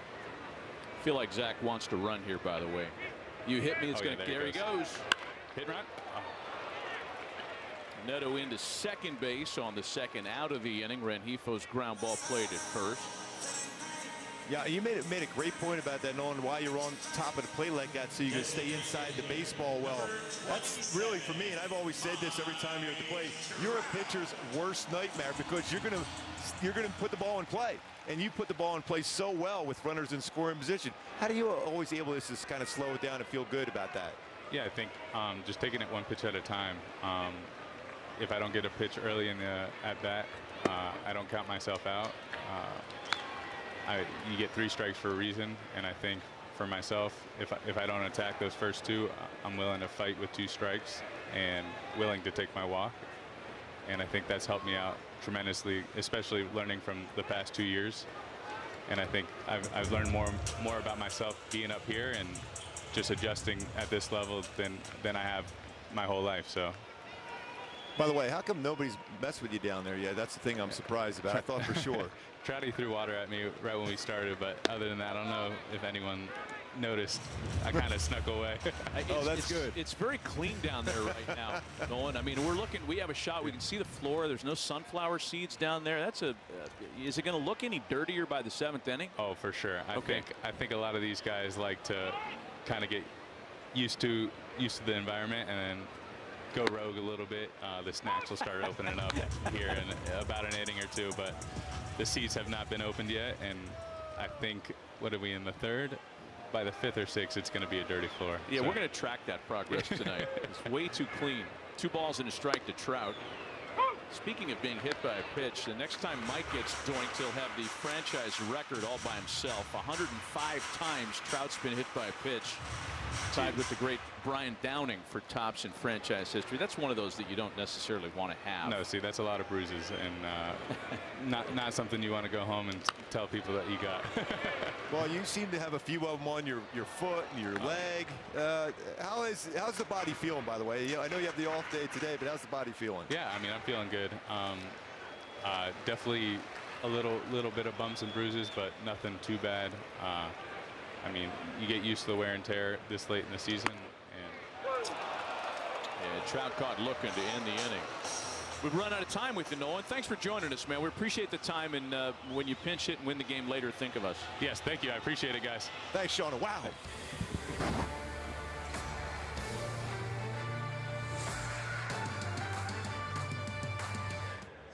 There's a unicorn in Hollywood. The lineup we know is incredibly deep, but that starting rotation is unlike anything I can remember. I got them running the National League. I think this is the first of like 4 or 5 straight world championships. This is just an incredible wealth of riches. He's in a world of his own. Strike 3 swinging. It's a dozen strikeouts for Tyler Glasnow. Walk-off win.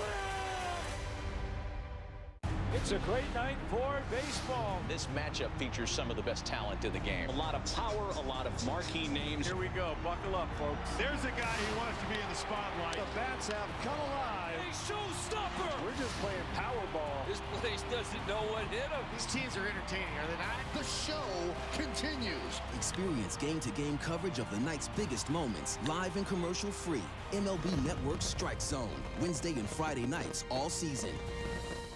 Think you know Kyle Schwarber? He's not playing lawyer ball. He's looking to do damage and hit home runs. Kyle Schwarber gets it. And that's why, despite not being our prototype, he's one of our very favorite players. Get in the know with MLB Now on MLB Network.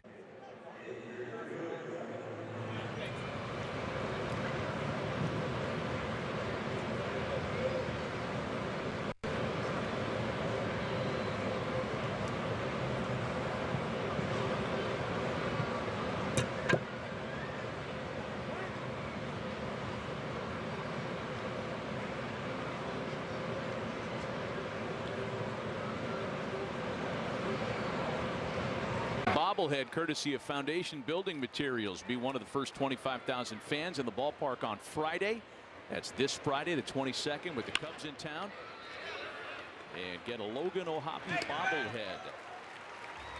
Angels.com/promotions for more details. And whenever you can retire Ellie De La Cruz on one pitch, get him on a ground ball, you're living right. I was just saying, just keep him off the bases. I mean, as much as we're fans of baseball and what he can do and how how much pressure he can put on a defense. It's also good to see him sitting in a dugout. Yes. Or as our good buddy would say, grab some bench. Let him heat up when the Reds go to Phoenix this weekend. One gone for a guy who's been equally problematic, Miguel Andujar. Had a good start to the year with the Athletics. 60 games, hit .298. But since coming to Cincinnati in 14 games, a .395 batting average and an OPS of over 1,100. And had it not been for injuries, this guy probably would have been more well established, say on a long-term contract somewhere. But he's really only had 1 year in which he was an everyday player. That's line for Neto. And there are 2 away.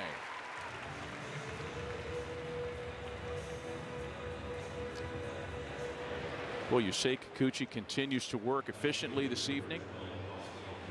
His 43 pitches through the first 3 innings, by the way, his second fewest through 3 innings in any start all year. Like Eric had said, earlier today about him having a bullpen session. It wasn't a long bullpen session, but it was also one that, found a way to get a good feel for pitches, stay away from all the foul balls, and see how efficient you can be within the strike zone or just off the edges of the strike zone. Ball and no strikes to count to Austin Hayes, who singled back in the second. Hayes has had a nice series, 3 for 9 so far.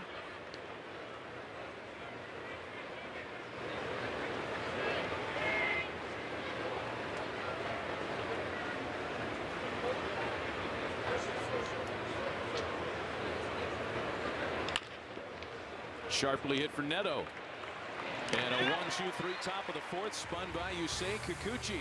A 7-pitch inning on a beautiful night at the Big A.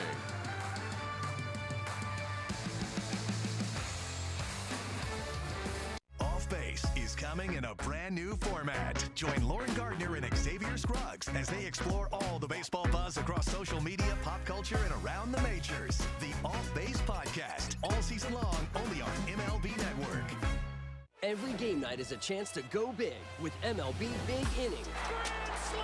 Join Matt Yeloff on baseball's only nightly show that brings you the biggest plays of the night, live and commercial-free. Strikes him out. No one stacks more clutch plays into one live show with up to 4 games on a single screen. He is on fire. It's a walk-off winner. Change up game night with baseball's biggest game changer, MLB Big Inning, every night all season long on MLB.tv. Presented by BetMGM.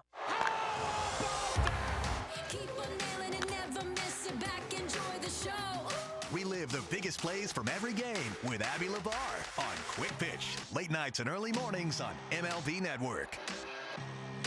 Introducing baseball's all-new national pregame show, MLB Tonight, live at 5. Join Greg, Harold, and Dan and a star-studded roster for a preview of all the night's matchups. Get a first look at the lineups. Everything looks good right now for the Yankees. First take from the players. I'm just excited to put any pair of cleats on. And the first of many breakdowns every game night. A full night of baseball starts at 5. MLB Tonight's national pregame show, live at 5 Eastern on MLB Network.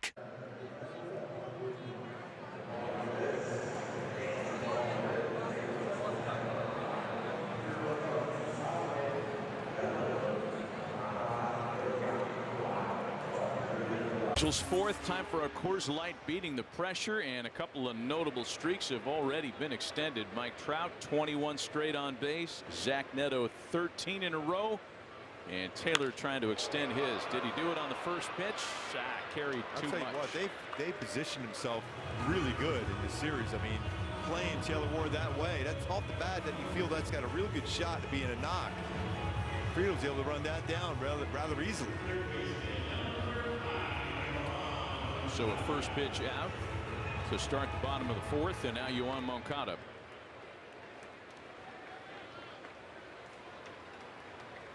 Moncada popped out in foul territory in his first at-bat. All 3 strikeouts for Martinez, by the way, tonight have come looking. That's 311 strikeouts against the Halos looking this year. That's surprising. Well, the 3 tonight have all come also to end an inning.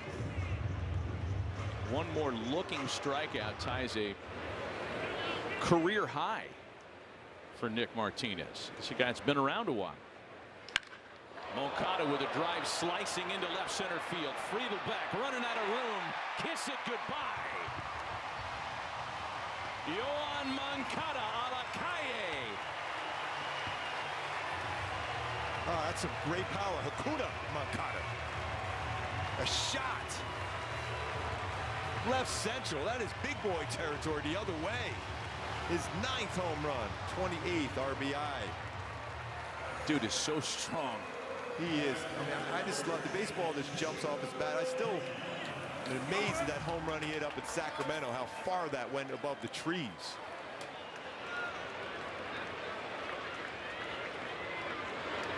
There's Joe Adell. Good to see Joe able to continue and have a second plate appearance after he was hit by a pitch in the 2nd inning.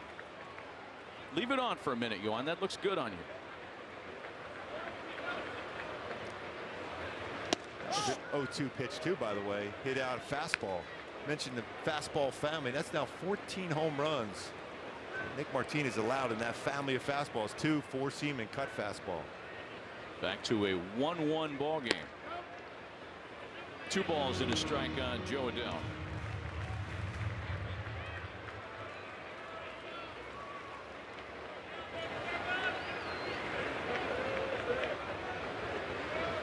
As much as Joe Adell came alive yesterday late in the game, homers in his 3rd and 4th plate appearances, this has been the one that he's done the most damage on. If you look at his OPS by plate appearances, his 2nd time up, an OPS of over 1,100. Let's flash back to what Moncada just did for us. He tried to elevate that fastball, was on the outside corner, didn't try the pull, it stayed on it. About 105 miles per hour exit velocity off the bat. That's just a great swing. And some serious sound. Still gives me the flinches.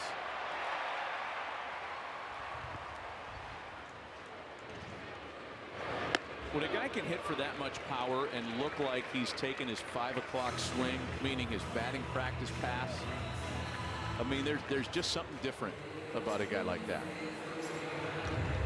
If he'd been out there all season long, he'd probably be talking 15, 20 home runs this season. And close to double figures with his 9th home run.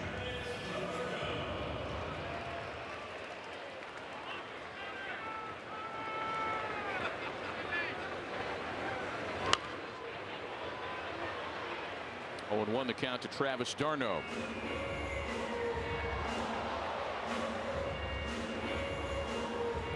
Joe Adell got into some interesting company with a multi-homer game against the Reds last night. C.J. Cron in 2016, Justin Bour in 2019. It's always great to get Justin Bour in there. Who are 3 people who have never been in my kitchen, Alex? I mean, that's just the most random group of players.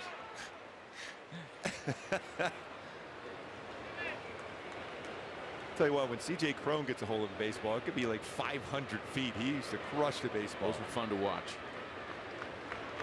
0-2 the count to Travis d'Arnaud with Adell aboard after the walk, and d'Arnaud is caught looking. That is paint. That's another called 3rd strike. A career high tying 4th called strike 3 for Nick Martinez tonight. And we're not talking about like a floating strike zone. These have been strikes. He's been really good behind the plate, calling balls and strikes. I mean, usually you see a guy where all 4 strikeouts have been of the looking variety. The umpire might have gotten one wrong. That's not the case tonight. Here's Cavadas now. Nico was called out on strikes in the 2nd. I think it goes back to what you talked about, Matty. The different pitches he throws, you really can't just sit on one pitch against him. I mean, his changeup's been good. Then he paints a fastball 0-2. Then you just look, you know, the changeup, or look fastball, he gets the changeup where it drops the curveball like that on the outside corner. Strikeouts have been piling up for the Angels, unfortunately. 6 straight games they're in the midst of with 10 or more strikeouts. And 4 of them tonight. So he's throwing a backdoor curveball. He's throwing a changeup that faded to the outside corner. Does he try to sneak a fastball, or does he go right back to a slow pitch, whether curveball, changeup? 1-2. B was the answer. Actually, it was a hybrid of both, I guess. Yeah, part of the fastball family, the cutter.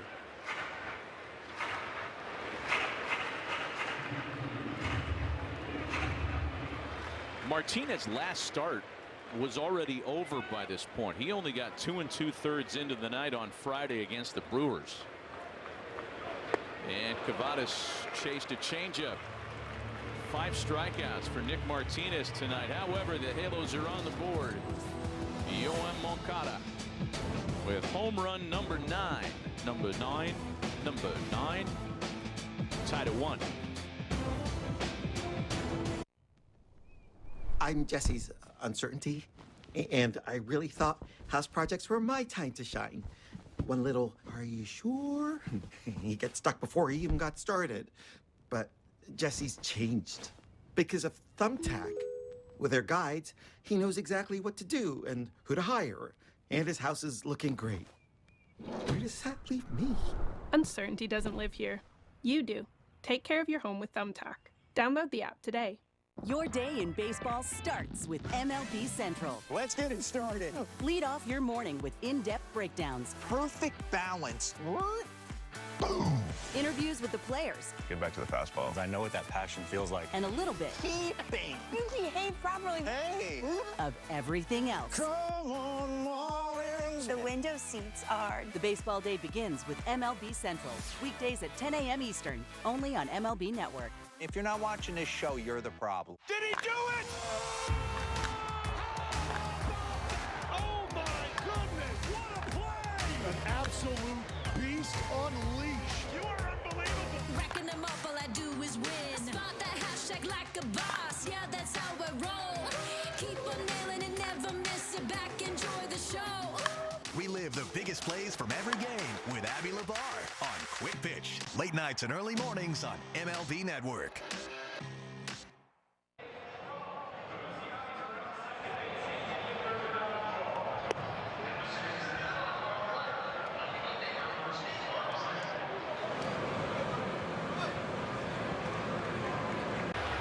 Yoan Moncada's solo homer last half inning has tied the score on behalf of Yusei Kikuchi, who goes back to work in the 5th. Very economical pitch count for Kikuchi tonight, as his first offering to Spencer Steer is a strike.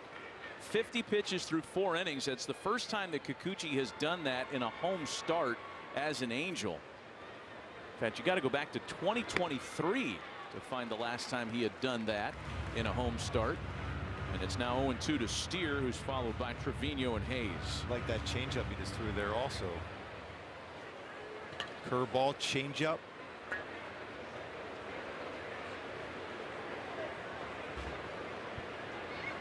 Oh, 2 pitch. We're keeping track of the foul balls as well. 35 of them on Friday in Sacramento. Only 7 tonight so far through 4 innings.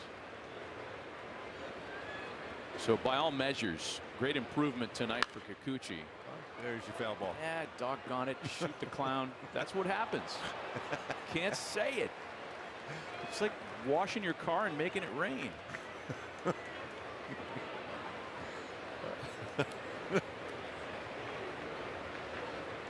All in 2 strikes. You're so good. Yeah.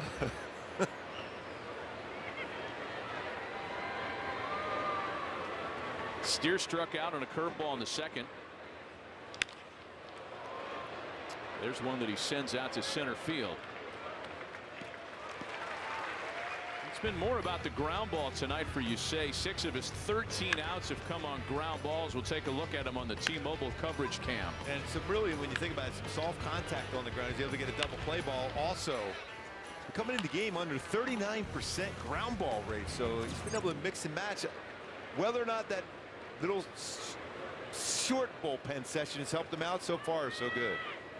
There's Jose Trevino, hit into a double play ball in the 2nd and takes strike 1.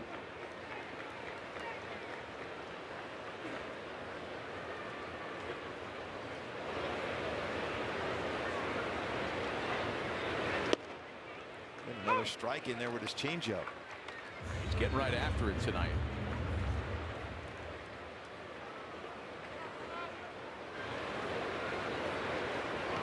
Trevino wants time.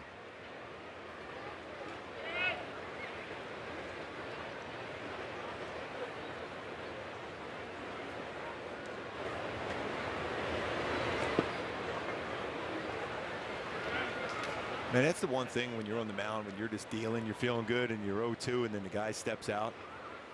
Oh, that's what usually would happen to me by next pitch like that, because I'd be slightly frustrated would be the best way to say it. Then what about the next one? Yeah. Get him in the shins. And then I'm getting him out. I'm like, oh, grab some bench. Ball and 2 strikes. Trevino out to right. Adell gliding over to make the catch for out number 2.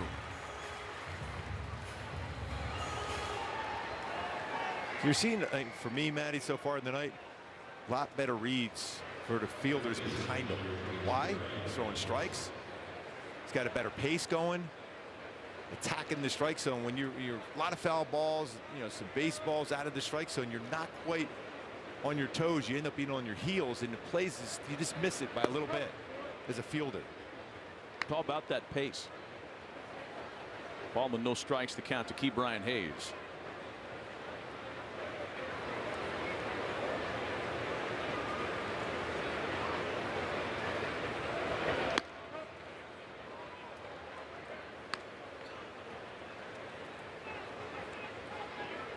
Brian Hayes shined defensively in game 1 of the series Monday night. We got some good visual proof backing up his Gold Glove award. That's lined out to left. It drops in front of and then gets behind Taylor Ward. Hayes into second with his second double of the night. Fell behind 2-0. That baseball was hit hard. 107 off the bat. That was a curveball that got a lot of the plate. He had to throw a strike. And it skips by Taylor Ward. It's mentioned how good everyone's getting a good jump on that one. That one right there was hit hard and gets by Ward. Ends up being an extra base hit. Especially after Moncada tied it up. You got to find a way to put up that 0 now, that shutdown inning. Third double of the game already for the Reds. Now Santiago Espinal, the strikeout victim in the 3rd. On the first pitch, fly ball for Ward. This one of the routine variety, and it only cost Yusei 1 extra bullet.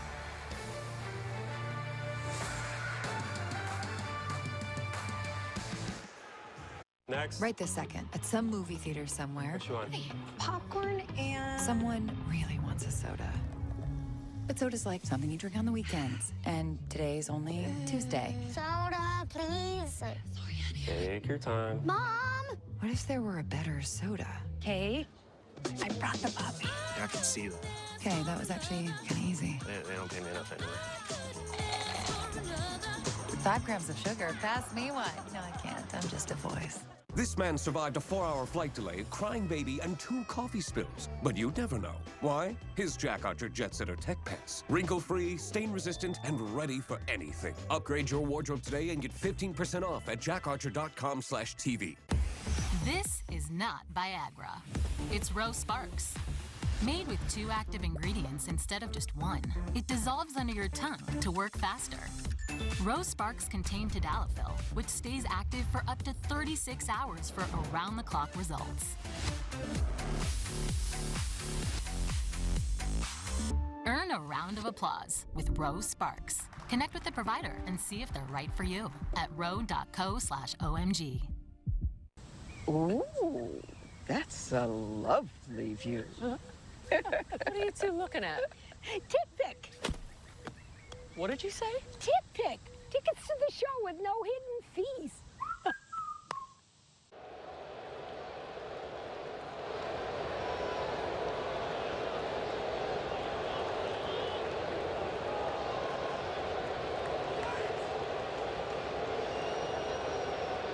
Senior and Mike Jr. airing on FanDuel Sports Network all week long, starting at noon. They're bringing the heat with bold takes, big personalities, and some of the biggest names in sports. Don't miss the action weekdays at 12 noon on FanDuel Sports Network. Back for the bottom of the 5th in a 1-1 ball game. Well, he is dropping that curveball in the strike zone consistently. Teodosio, then Neto, and Rengifo here for the Angels. Like every time you look up, it's an 0-2 count. Both starters have been efficient. They've been effective. Cincinnati got their run in the top of the third on a Noel Marte base hit. Angels run came back on a Yoan Moncada homer in the fourth.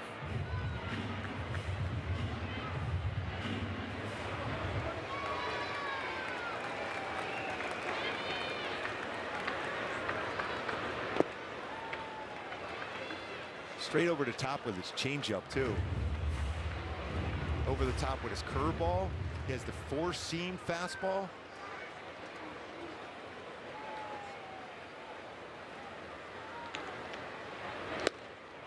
And Teodosio is a strikeout victim. There's one gone.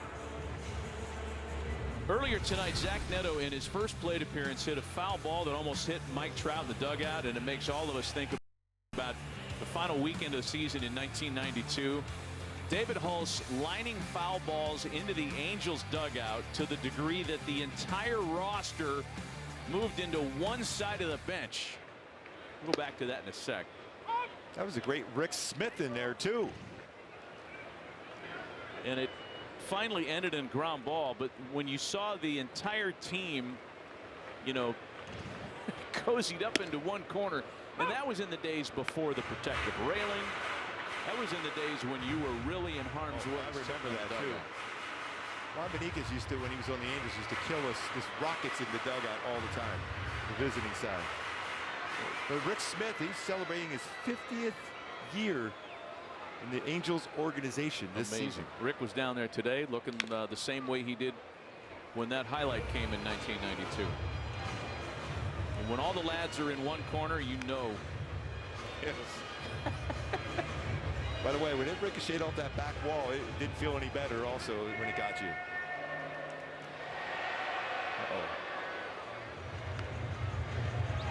Not sure what the nature of the visit is here for Zack. Feels that maybe it's the hand. He was hit by a pitch in the third.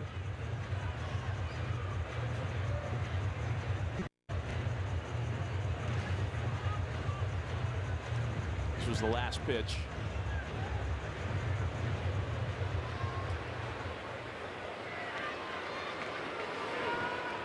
That one towards the end of the bat, you can still feel that sting from the end of the bat all the way to the hand after being hit on that hand last at bat. It's possible. It looks like he's dug in even closer to the plate now in a two-strike count. On the ground for De La Cruz. 2 away. Didn't feel comfortable in that swing either. See right here, just the way he felt on that one. See, uncomfortable swing. Zack Neto is as tough as can be, and he's going to try to fight his way to stay in there, but you see Ray Montgomery going towards him, I think. Here's Rengifo now with 2 away.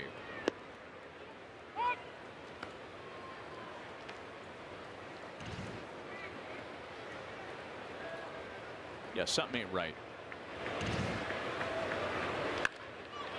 Rengifo serves a fly ball out to shallow center. Friedel on for it with plenty of time. Angels go away in order in their half of the fifth. On to inning number 6. Still a 1-1 tie. Introducing baseball's all-new national pregame show, MLB Tonight, live at 5. Join Greg, Harold, and Dan and a star-studded roster for a preview of all the night's matchups. Get a first look at the lineups. Everything looks good right now for the Yankees. First take from the players. I'm just excited to put any pair of cleats on. And the first of many breakdowns every game night. A full night of baseball starts at 5. MLB Tonight's national pregame show, live at 5 Eastern on MLB Network. Ooh, that's a lovely view. What are you two looking at? Tip pick. What did you say? Tip pick. Tickets to the show with no hidden fees. Man, these seats. Right? I wonder how the other guys are doing. I spent hours finding a deal on these. Trash. You should have used Game Time. The easiest way to find only the best deals for the best seats with their Game Time picks. What time is it? Game Time. Off Base is coming in a brand new format. Join Lauren Gardner and Xavier Scruggs as they explore all the baseball buzz across social media, pop culture, and around the majors. The Off Base Podcast, all season long, only on MLB Network. Catch up on all the baseball action with a triple play. Kevin Millar, Ryan Dempster, and Sierra Santos. 3 hosts joined by baseball's biggest stars for the best interview in baseball. Intentional Talk. Weekdays only on MLB Network.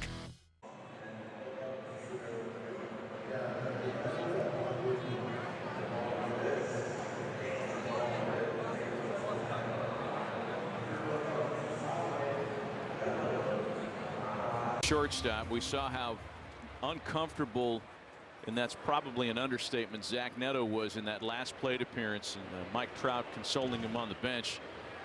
Zach's been taken out of the ball game. Oswald Peraza takes over at shortstop in a 1-1 tie.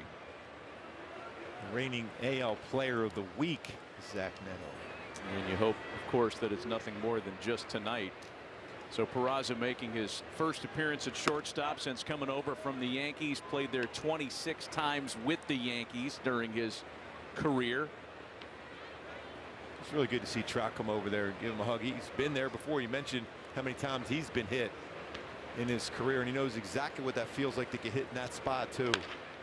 And TJ Friedl has an opposite field base hit to open the 6th. Leadoff hitter aboard. How about a quick word from Hyundai? Enjoy the new car. Thank you. Deal so right, it almost feels wrong. The Hyundai Getaway Sales Event.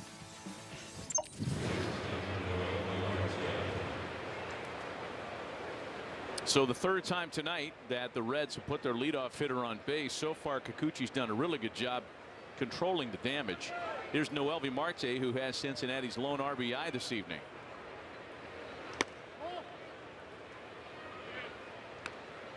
This is how efficient Kikuchi has been.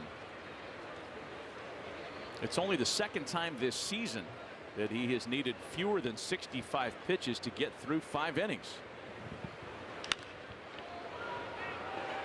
High fly ball. Oh no, somebody called the ball. Oh no, that is a can of corn.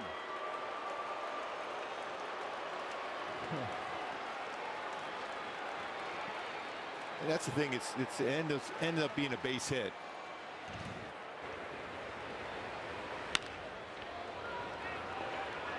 Teodosio had plenty of time. He assumed that Adell was there. Joe assumed that Bryce was there. Well, they've had that conversation over just a few days ago about Teodosio going after every ball, but then Joe Adell said, you know, there's certain ones that you see right there. I thought you were calling it, so I let you go get it. There's still, it's a work in progress. Oh, it's a work in progress, all right. I mean, it almost resulted in a collision in Detroit a couple of weekends ago. The result here is a base hit, and it puts runners aboard with nobody out for Elly De La Cruz. He takes a strike. Reds had runners at the corners with nobody out in the 2nd inning, and Kikuchi tightened up and kept them off the scoreboard. He's going to have to try a similar Houdini act here in the 6th. Especially with who's at the plate now.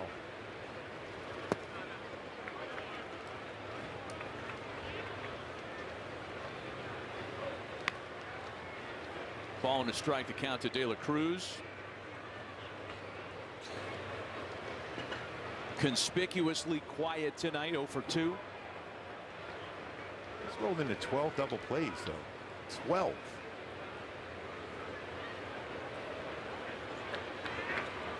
Kikuchi could really use that right now. Or he can just have, like what Shohei did, hit it on a triple play. That'd be even better. You love bringing that up, don't you? Yeah. I still say that's the pitcher's best friend, a triple play. The triple play, yes. Yeah. 2 balls and a strike.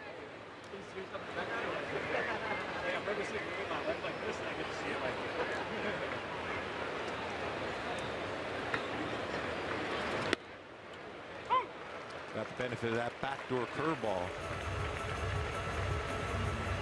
That was such a backdoor curveball, it almost landed in the other room. Friedl and Marte aboard. Good speed for Cincinnati. They stay put. The 2-2 misses outside. 3 balls and 2 strikes. Well, you talk about a big pitch right now. Wouldn't be surprised if they're on the move here either.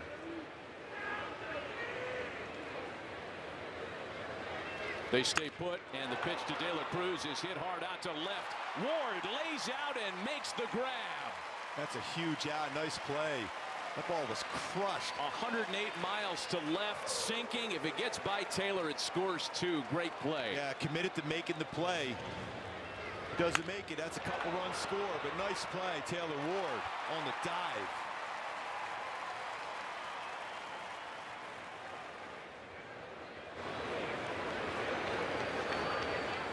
One big out. And 2 more left to try to fade. Here's Miguel Andujar, who is 4 for 5 in the series.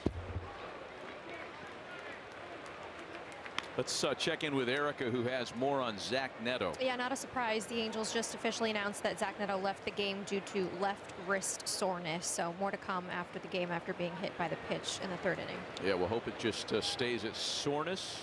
They'll do all the tests, and if there's any further updates, Erica will have it for us tonight.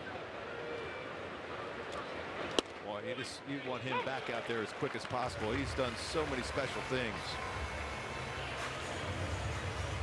Andujar didn't like that call. 0-2 on him now. That was a perfect pitch in the strike zone.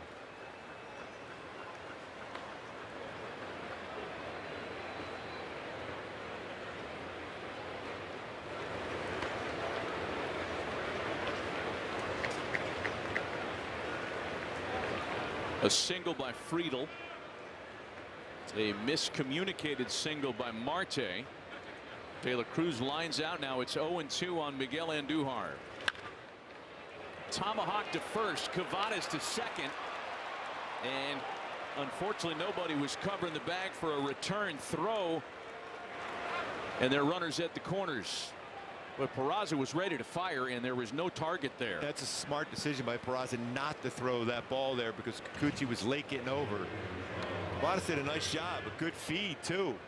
A quick, good feed. You see right there, you could tell that Kikuchi just a little bit late getting over.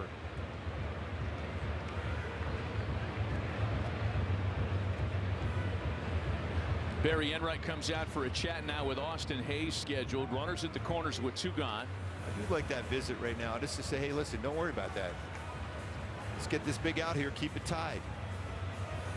It's Garcia getting warmed up now in the bullpen.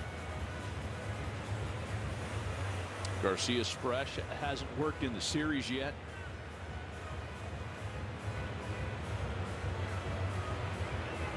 Austin Hayes has singled and grounded out to shortstop tonight.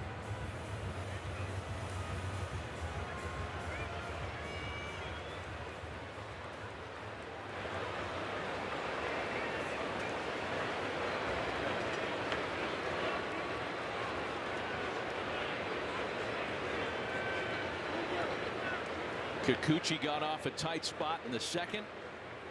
Stranded a runner in scoring position in the 5th. And trying to strand a pair here with 2 gone in the 6th. First pitch to Hayes. Boy, that's a good pitch. He hasn't missed a whole lot all night long. He's been really, really good behind the plate. I think Hayes helped sell that with his reaction at the plate. 1 ball and no strikes to the Reds left fielder. On the ground for Moncada. What a play that was. That ball towards the end of the glove. Another ground ball out. Kikuchi, great job.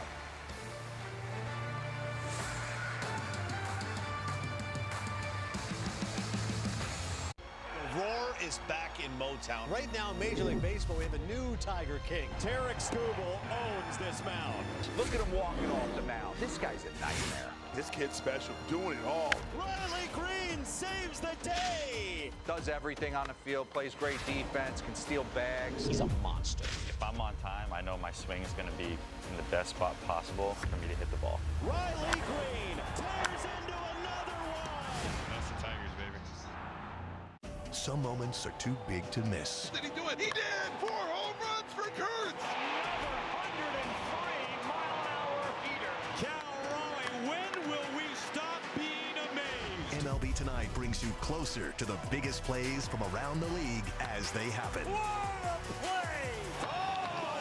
Plus, highlights and reactions from the moments that matter most. We just got to keep doing what we're doing and go out there and play our baseball. MLB Tonight, only on MLB Network.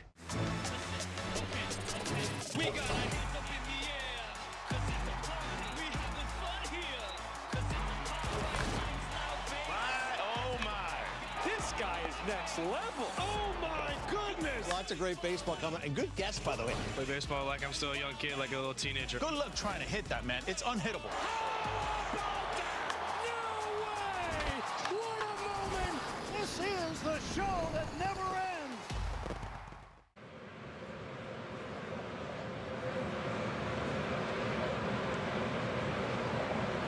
Top tier play, pitch by pitch for Trout versus Martinez. Curveball, sinker in. Another four-seam fastball, good swing. Fouled off a changeup, took that cutter off the plate, fouled off another four-seamer. Another four-seamer upstairs. They did a real good job of tracking that cutter lower third and base hit. They extend that on-base streak to 21 games. Trout, Ward, and Moncada here in the Angels half of the sixth. High in the air, angling, and you got to be kidding. Oh, it hit the netting. It hit Fortunately, the netting. It hit the netting. No. Because there was about to be a razzle-dazzle Harlem Globetrotters highlight play there between Trevino and Spencer Steer. Now Trevino's caught like a dolphin-safe tuna. I'll be dating myself here, but I remember the World Series would have popped out of Bob Boone's glove into Pete Rose's glove. That's good. Game 6.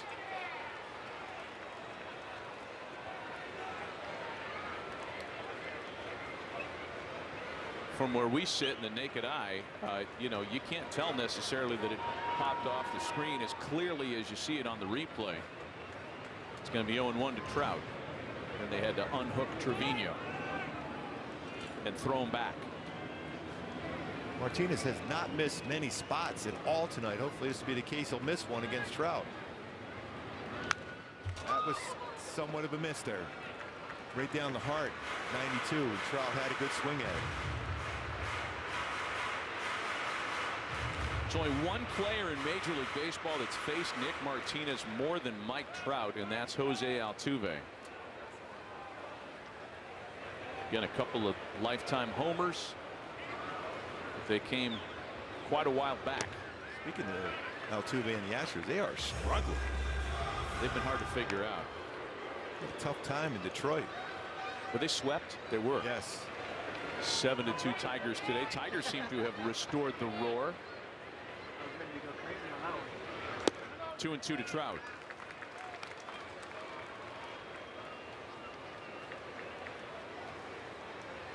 And Martinez in much better shape tonight than he was in his last start when he gave up 2 homers and 6 runs in 2 2/3. Good. That's another full count and another up and in fastball. 2 halos have been hit on the hand today. Adell and Zack Neto, and Neto had to leave the game. 3-2 pitch. On the ground for De La Cruz. Arm. Wow. This was between innings.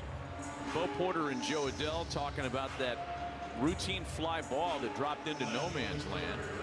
And then Joe and Bryce Teodosio talking about it. Again, they've had that conversation where, you know, Teodosio wants to get every baseball. And as a center fielder, that's your job until you're called off.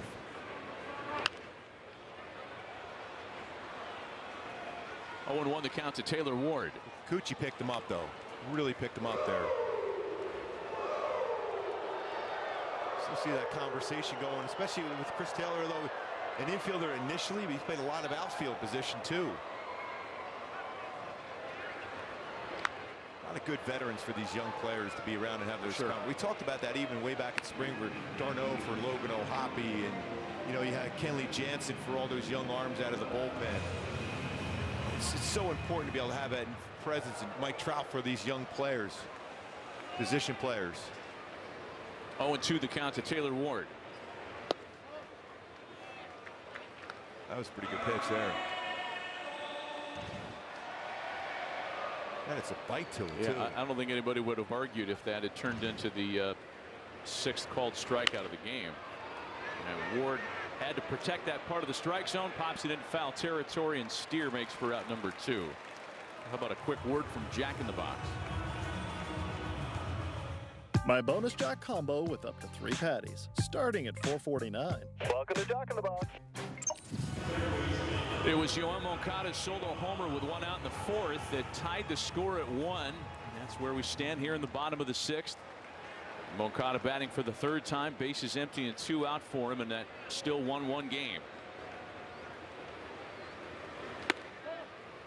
You know, for Martinez, the 4 starts that he had made right out of the All-Star break were fabulous. 3-0, 2.74 ERA, and then he had the clunker on Friday against the Brewers. He is back to that previous form tonight. This is the kind of stuff that endeared him to the Padres as a swing man. They trusted him to make spot starts, work in long relief. They even used him at the end of games. Yeah, he's used the shadows for his, mainly his secondary pitches, but he's able to fire his fastball and get hitters guessing wrong. I mean, he doesn't miss ever by much, and there it is again on a corner. Another cutter. I mean, Miller behind the plate, really. I mean, he's been outstanding, really. Write it down, America. 8:10 Pacific time, Wednesday, August 12th. Mark Gubicza complimented an umpire. And it's killing me, Larry. You're killing me. I had so many fun conversations with him as a pitcher. No, but you're right. He's been good tonight. 2 balls and 2 strikes. It counts to Moncada.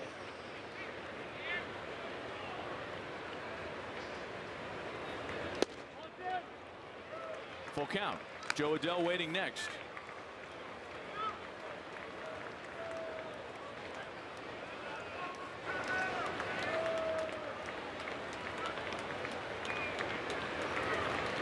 Strikeout number 6 for Nick Martinez tonight, and with an exclamation point, he puts the Angels away in order in the 6th.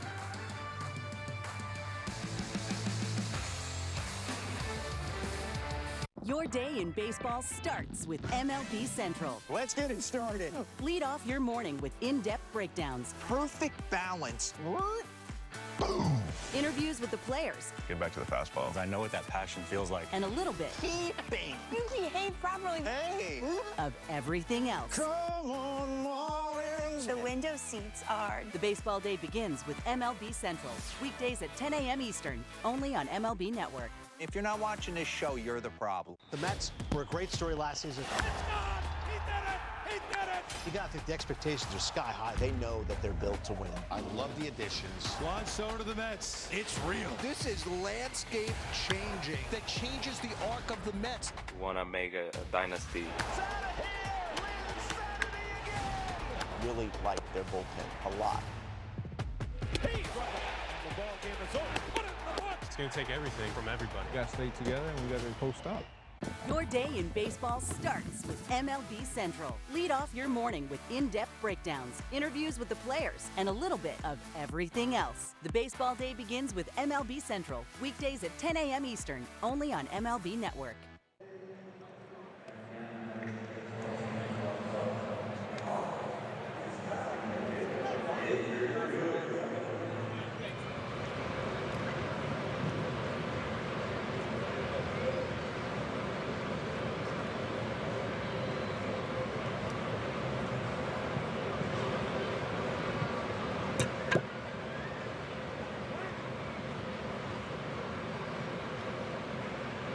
The Hyundai Getaway Sales Event. Deals so right it almost feels wrong. Only at your SoCal Hyundai dealers. And by the OC Healthcare Agency. Navigate to a healthier you at angels.ocnavigator.org. 2 homers yesterday for Joe Adell. A homer for Yoan Moncada tonight. And Yusei Kikuchi has been magnificent. He's back out there to work the top of the 7th inning. He's gotten out of big-time trouble twice tonight. Runners at the corners, nobody out in the 2nd, and he shuts down the Reds. 1st and 2nd, nobody out in the 6th, and he shuts down the Reds. Here we are into the 7th inning now. He's got Reed Detmers up behind him. Steer, Trevino, and Hayes here in the 7th inning for Cincinnati. Up the line. Backhanded by Moncada. Throwing the dirt. Good pick by Kavadas. One away. They were working on that earlier. That short hop at first, but a nice play. Nice backhand by Moncada.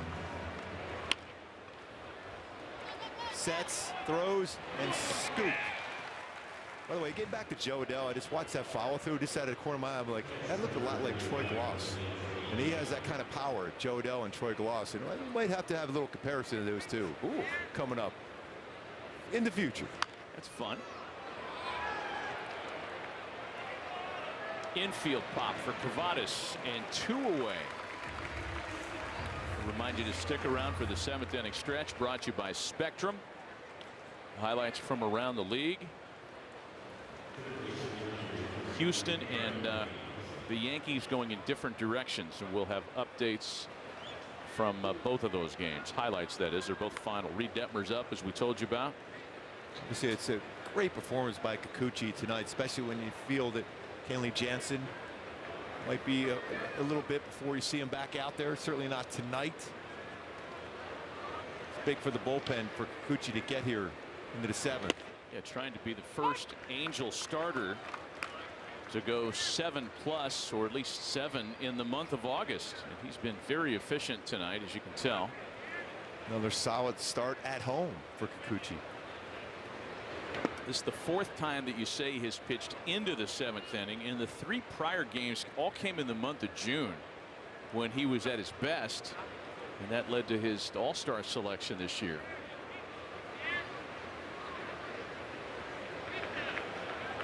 Ball and a strike to count to keep Brian Hayes.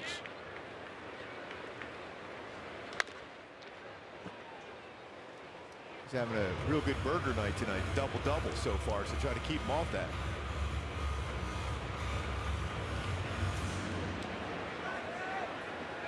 Cubs coming in town next. A day off tomorrow for the Angels. 3 with the Cubbies starting on Friday. The next 1-2 to Hayes. Just gets a piece of that to stick around. And change up, not exactly where you wanted to throw it. See how quick he can make an adjustment here, make a good pitch, finish off his night with a solid 7 innings.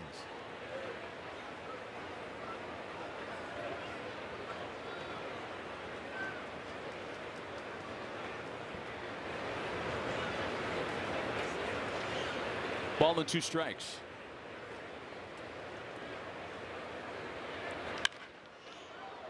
Into right for Adell. A 1-2-3 top of the 7th on a 9-pitch inning. Stick around for the 7th inning stretch, brought to you by Spectrum.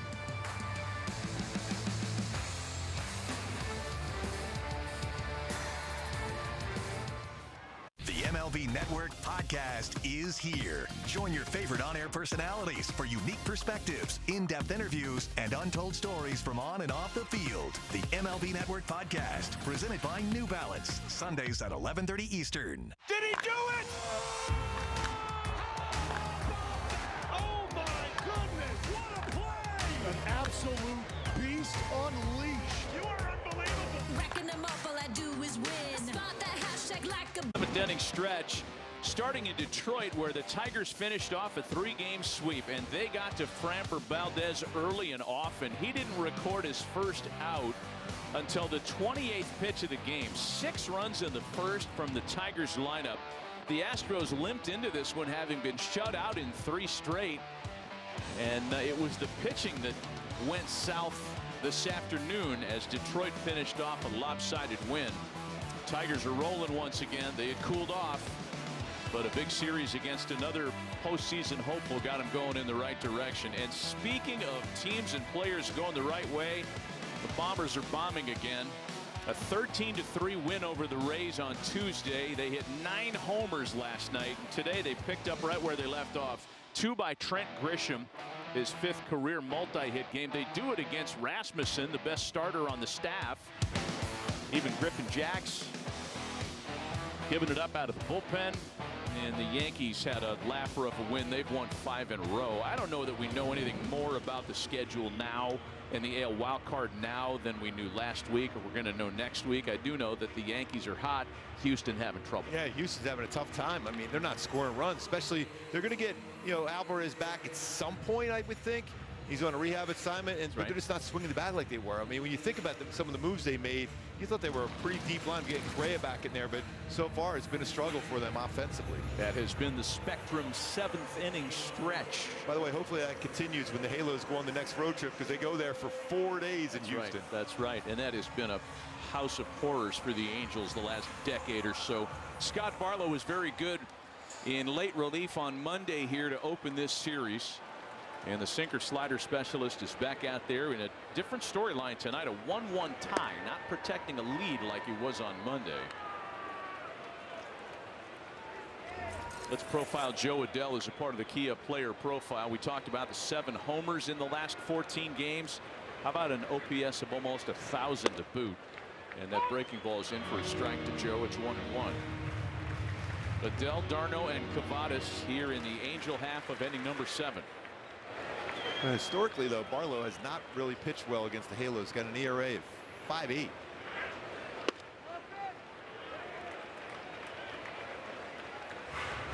Reds have a left-hander up behind him. Sam Moll is up throwing for Cincinnati.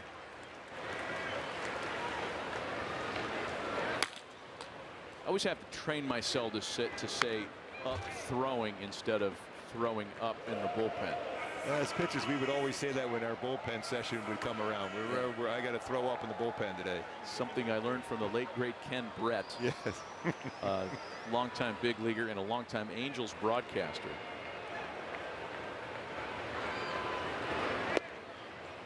Breaking ball gets him looking. Martinez was really good tonight for Cincinnati. 7 strikeouts, 3 with his changeup, 2 four-seam, 1 slider, 1 curve. Hitting his spots, hitting the edges, getting some chases. I'll tell you what, one thing you see throughout there, only 1 of those strikeouts was in the zone. The rest were all around the edges and shadows. Travis d'Arnaud with a swing and a miss to start things on a four-seam fastball. Travis is 0 for 2 tonight. And Barlow comes in and paints the corner again. Another called 3rd strike.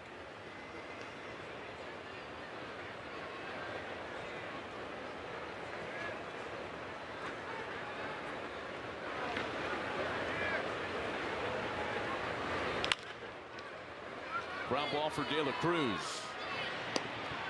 2 away.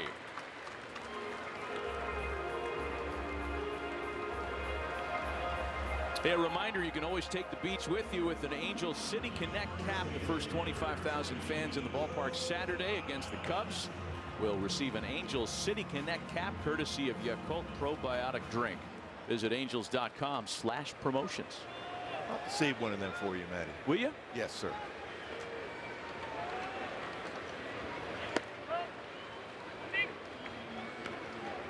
Here's Nico Cavadas. He has struck out twice tonight. 1 swinging, 1 looking. He's got the power to give the Halos the lead.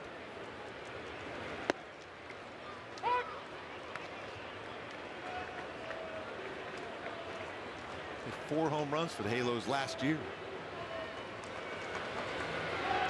Part of his 30-game audition as a call-up late in the season. Tried to backdoor a slider that time, and it's 2 balls and a strike. Pretty amazing. The player they traded, Luis Garcia, for Cavadas, Zephyr-John, Matthew Lugo, were all up here at one point this season for the Halos, and here Garcia's back here now.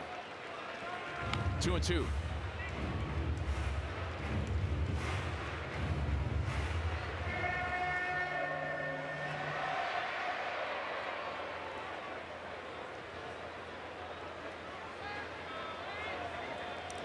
Two gone, base is empty. And Cavadas is a strikeout victim to retire the side. Still 1-1.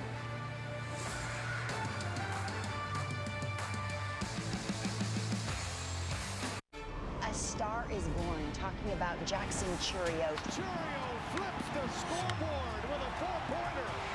It's coming into his own right before our eyes. That truly believe in the presence and the person that Jackson Chourio is. You have to love the versatility he brings. He can play left field, he can play right field. Youngest player in MLB history to record 20-plus homers, 20-plus stolen bases. This is the first Brewer that had 2 home runs in a postseason game. Jackson Chourio! There's certain players in every lineup that make the lineup go. Speed, power, he is a difference maker. Ketel Marte!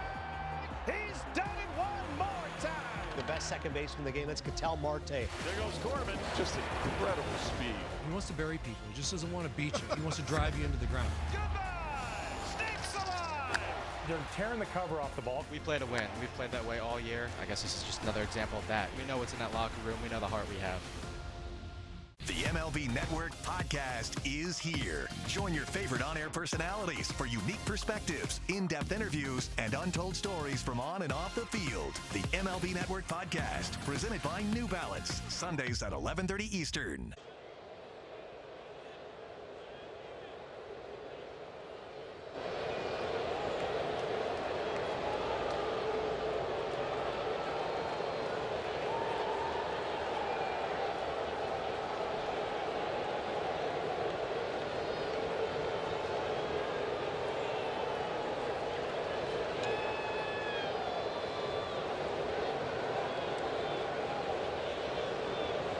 Sports Network is brought to you by UCI Health, compassionate expert care for everyone in the region. Learn more at ucihealth.org.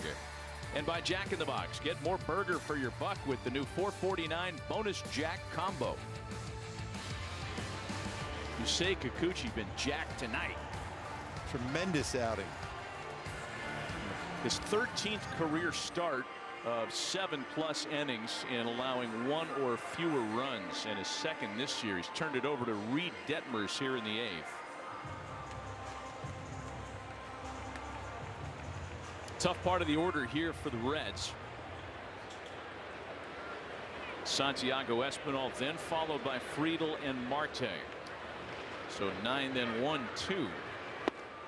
Hey, by the way, Kikuchi with 0 walks tonight. 0. 4 punch-outs. 0 walks and only a couple handfuls of foul balls. So all the stuff that kind of plagued him on Friday in Sacramento, he got back in his favor tonight. Extremely efficient. And you might see him throw a few bullpen sessions going forward. Espinal lines to left. And there is 1 out in the 8th. 88 pitches thrown through 7 really good innings. 88 for Kikuchi.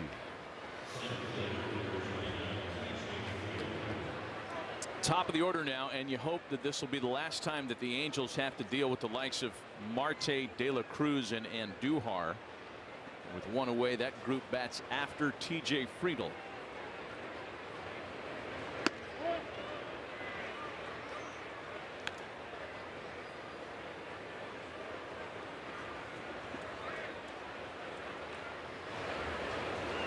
Talk about the no walks for Kikuchi tonight. Just the 5th time in his career he's gone 7 or more innings with no walks. Just exceptional tonight.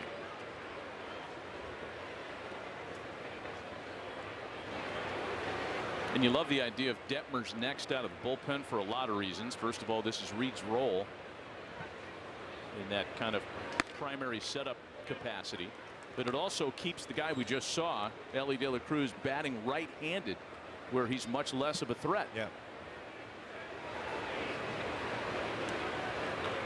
3 balls and no strikes. Meanwhile to Friedl. Lost him on 4 pitches. 1 out, 1 on. Time for a quick word from Kia. The Kia K4 and K5.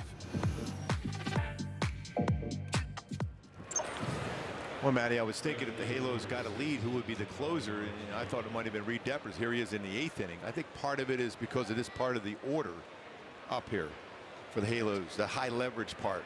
I would agree. Here's Noelvi Marte now. Strike 1 to the Reds right fielder, who has 2 singles tonight and has cobbled together his 5th consecutive multi-hit game.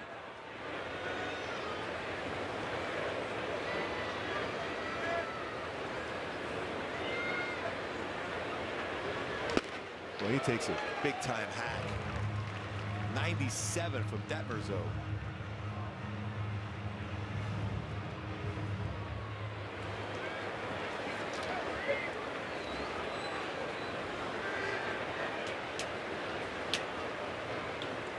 Nothing in 2 to Noel v. Marte. Friedel at first. Wow. Got him on 3 huge hacks and swings and misses. That was some serious gas. It's also not exactly a 2-strike choke up, make contact Luis Arraez type pass at the baseball. No. He wants to hit that to Disneyland. But that was bio. Oh, that sounded a mitt. Mo Larry the cheese. 2 gone for De La Cruz. Then he dropped the slider. The razor blade slider. Wow.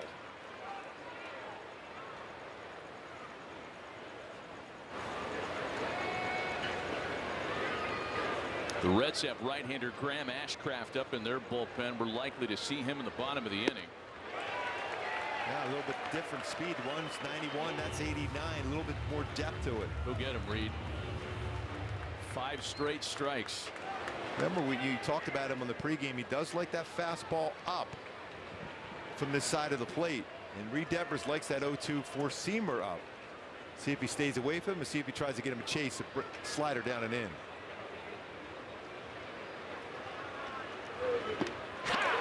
He listened.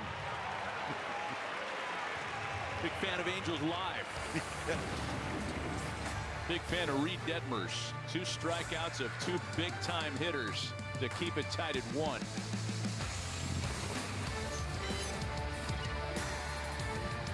There's certain players in every lineup that make the lineup go. Speed, power, he is a difference maker. Marte, he's done it one more time. The best second baseman in the game, that's Ketel Marte. There goes Corbin. Just incredible speed. He wants to bury people. He just doesn't want to beat you. He wants to drive you into the ground. Sticks alive. They're tearing the cover off the ball. We play to win. We've played that way all year. I guess this is just another example of that. We know what's in that locker room. We know the heart we have. The roar is back in Motown. Right now in Major League Baseball, we have a new Tiger King. Tarek Skubal owns this mound. Look at him walking off the mound. This guy's a nightmare. This kid's special, doing it all. Riley Green saves the day. Does everything on the field, plays great defense, can steal bags. He's a monster. If I'm on time, I know my swing is going to be in the best spot possible for me to hit the ball. Riley Green tears into another one. That's the Tigers, baby. It's a great night for baseball. This matchup features some of the best talent in the game. A lot of power, a lot of marquee names. Here we go. Buckle up, folks. There's a guy who wants to be in the spotlight. The bats have come alive. A showstopper. We're just playing Powerball. This place doesn't know what hit him. These teams are entertaining, are they not? The show continues. Experience game-to-game coverage of the night's biggest moments, live and commercial-free. MLB Network Strike Zone, Wednesday and Friday nights all season.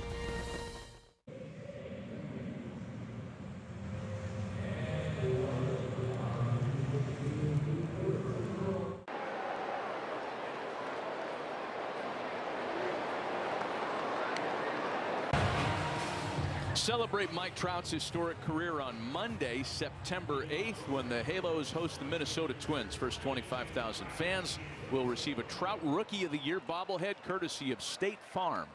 Visit angels.com/promotions for more details. Bryce Teodosio looking bunt, shortening up, and can't get. That's a fair ball, though. Fair ball. It was touched in fair ground. Yeah, it was right on the chalk. Yeah, Trevino tried to swipe at it, thinking it had already bounced foul. And Teodosio is going to be aboard to start the inning.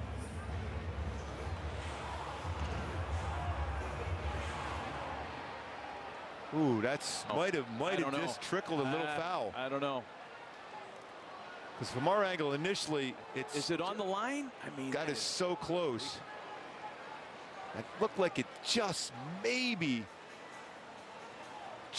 roll foul. If this stands and it's ruled a hit, it would be the Angels' first since the Moncada homer in the 4th inning. I do like Teodosio bunting. After crew consultation, the ball hit the batter in the box. It's a foul ball. Well, we want to look at that again because I was not looking for that. We were looking for where the ball was up the line. Did you see it hit, Bryce? Let's see right here. Yes. Yeah, sure did. Yes, it did. That's a great. I love what they did there. They got together, but I still like the idea of Teodosio using that speed. It's tough to see initially that foul, but from our angle there, it looked like he swiped at it right when it was still on the chalk. But they got the call right. Good job by the umpire and crew. All this happened so quickly. Teodosio into left field. Said, who needs the bunt? And he can fly on his way into second without any trouble. And the go-ahead run is in scoring position to start the home eighth. And you wonder now with Peraza up, do they ask him to bunt? That was some quick hands. That's that short, quick swing. Teodosio, it's his 5th double.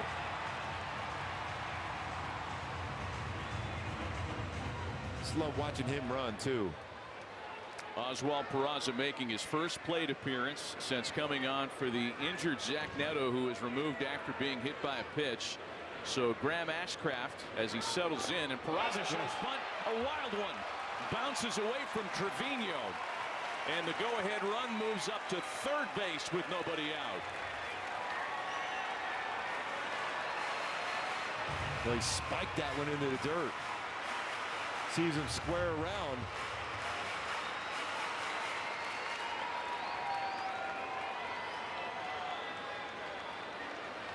Changes the nature of the at-bat for Peraza. Guy who, by the way, does not have a sac bunt.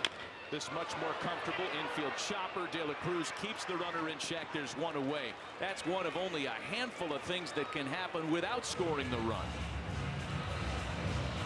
And the reason why you don't go on contact there because it's going towards De La Cruz in his arm. I mean, there is an error in his game, but there's an incredible arm.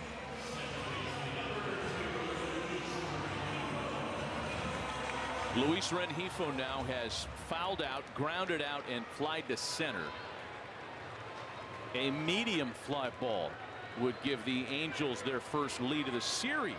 And Marte's playing very, very deep. Infield's in for the Reds.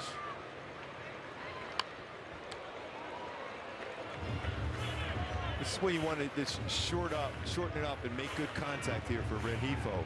He's been lately susceptible to that breaking ball down and in, but he got a slider up there to hit it in the air to get him home. Ball and a strike. They're sticking with breaking balls against him.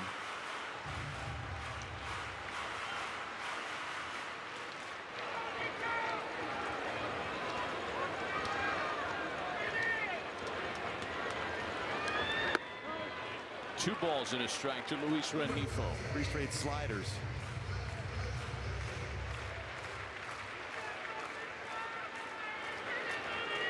There was a cutter also.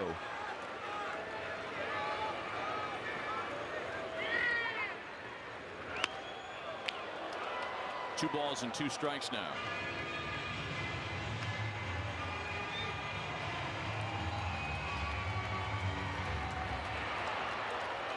With a runner at third and less than 2 out,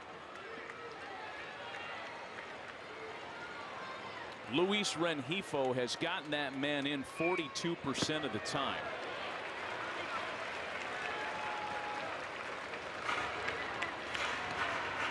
Full count now. I still think he goes right back to that same pitch there. Slider.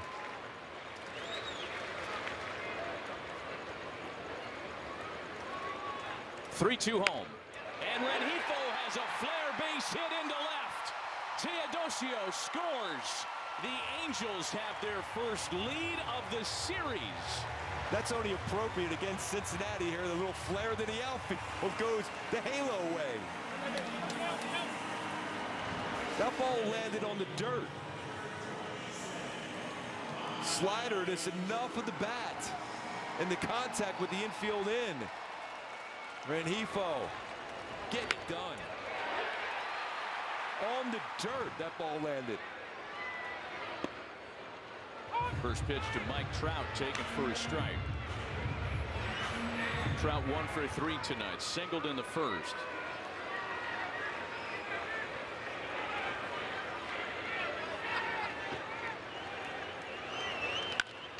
Shoots the hole into right field. Rengifo cuts the bag at second. He stops there. First and second with one away. Solid swing from Trout. And a base hit to left, now base hit to right. Short. Boy, how short that swing was for Trout. Solid swing.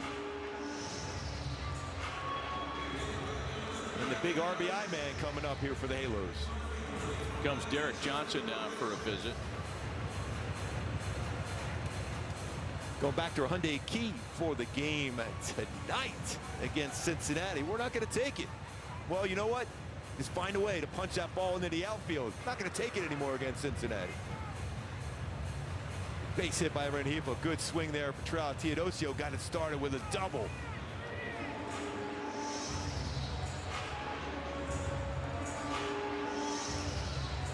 So now Taylor Ward with 2 runners on. Ward 0 for 3 tonight. All the previous plate appearances, of course, coming against Nick Martinez, who went 6.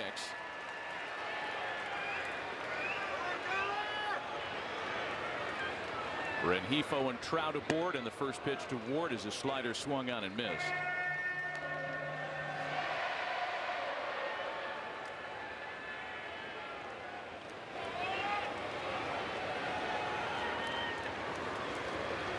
Yoan Moncada waiting on deck. One of the few misses. Miller behind the plate today. Taylor Ward will take it.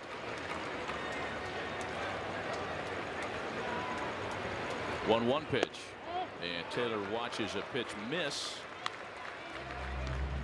Ashcraft's got to wonder what he's got to do to get a strike ball now. A couple of borderline calls go the Angels' way.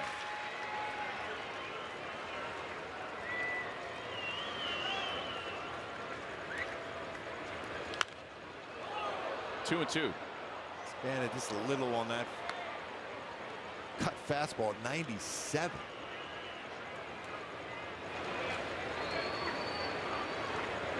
Luis Rengifo, his 7th go-ahead RBI of the season. 2 more than his total from all of last year. And another full count.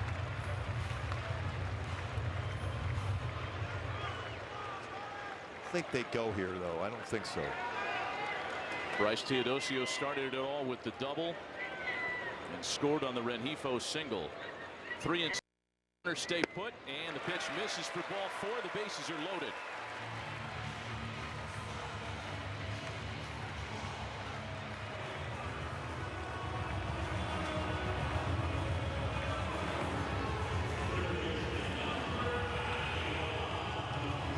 Let's take you back to the 4th inning. And with 1 out, the base is empty. This sweet swing tied the game at 1. It's a long way over that wall in that deep part of the field.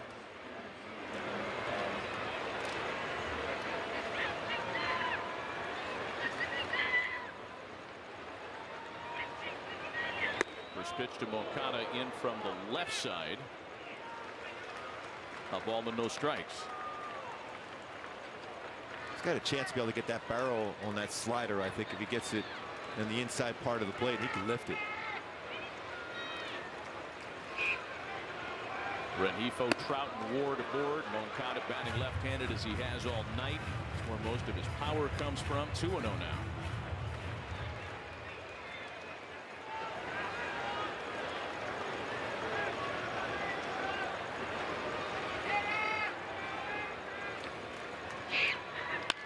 Moncada with a couple of hops to the best defender on the field. Home for 1, relay to first, not in time. They're still loaded with 2 away.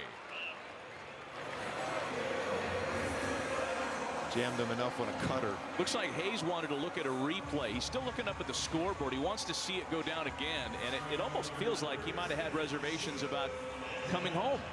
But I still think that's what you have to do.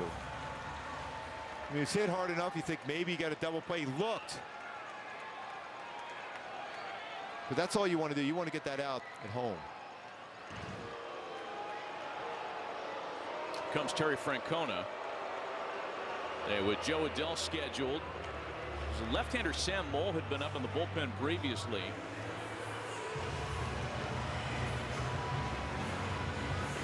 And it's left-hander Brent Suter who is being summoned to try to get out of the bases loaded spot in the 8th. Pitching change. We'll be right back.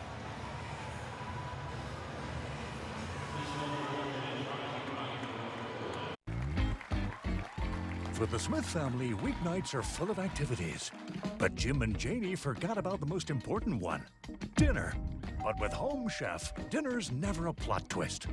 With all the fresh ingredients you need delivered to your door and flavors the whole family will love. Your easy 4-serving dinners get rave reviews every night of the week.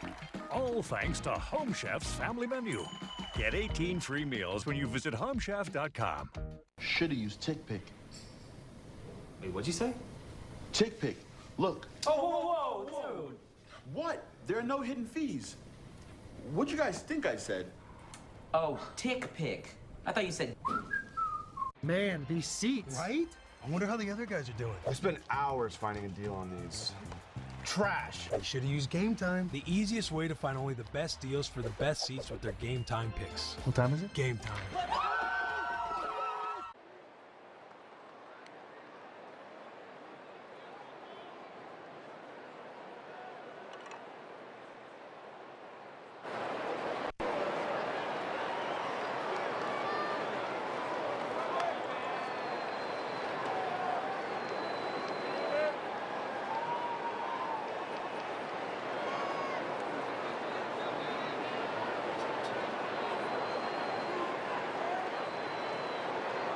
Teodosio scoring after doubling to open this, the 8th inning. The bases are loaded with 2 gone. A pitching change. Joe Adell has a chance to give the Angels a little bigger advantage. And we remind you to stick with us for Angels Live postgame presented by OC Navigator right after the game. A lot of damage on the first pitch. Ooh, he was thinking some damage. 35-year-old 10-year veteran Brent Suter out of the bullpen for the Reds. Against Joe Adell, he has never faced him. Joe 3 for 12 with the bases loaded this year, but quickly behind 0-2. Yeah, much higher batting average against lefties, 263, and slugging against left-handed pitchers, 592. Terry Francona goes to the lefty though here. Trout, Ward, and Moncada aboard, and it's still 0-2 to Adell. Fouled that one off his foot. Off his foot, he got hit in the wrist area. His first at bat.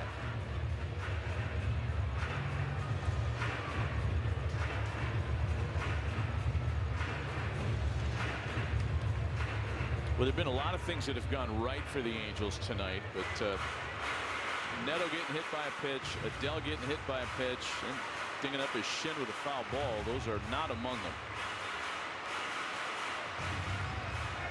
Nice job by Rengifo, though, getting that run home. Just made enough contact to get that job done.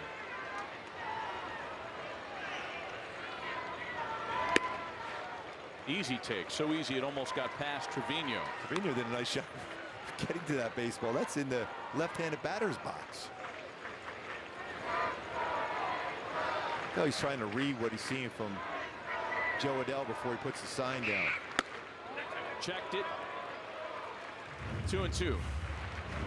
Good catchers can do that, even with the pitch timer. They'll kind of look up to see what they're, what the batter's doing there. If they're gripping the bat, if they're getting a little bit closer to the plate. See if Joe can make an adjustment, get this runs home. Got him. Bases are left loaded. However, the Angels, thanks to Luis Rengifo, have their first lead of the series going to the 9th in a 2-1 game.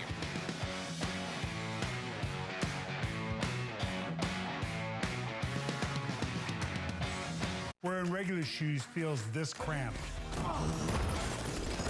Or glide step wide fit hands-free Skechers slip-ins feel like this. With Skechers slip-ins, just step in, no bending down, no touching my shoes. Try wide fit Skechers slip-ins. I'll give you this brand new electric vehicle if you can prove to me you know your finances. How many subscriptions are you paying for? Just 3. You sure? Let's download the Rocket Money app right now and see if you're right. It's actually 21 subscriptions, which is costing you around $370 a month. The app is telling you all this? Rocket Money shows you all your expenses in one place and even helps you suggest a budget based on your past spending. Don't worry about the 21 subscriptions. You can cancel them right within the app. It'll even try and get you some of your money back.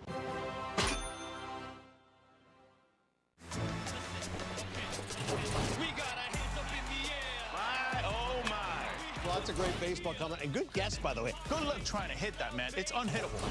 This is the show that never ends.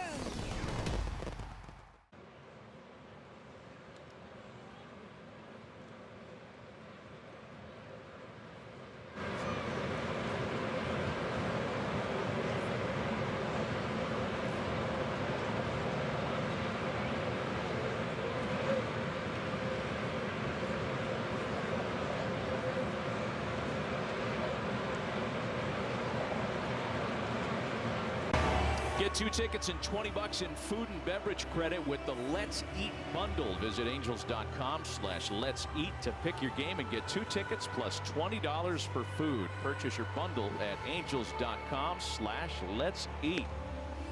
A little light show here for you, Matty. Let's finish the game with Luis Garcia. How about that? Yes. 15 career saves for Garcia.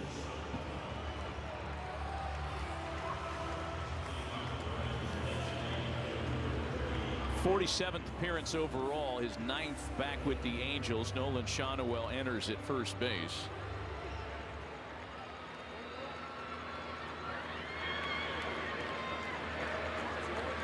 In his 13-year career, Luis Garcia has finished 142 games, so he is not exactly unaccustomed to the 9th inning role.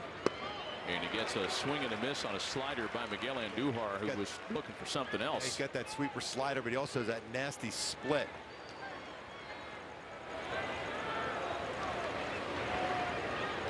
Andujar, Hayes, and Steer here with the Angels up a run. They back to it again. And pitch, same result.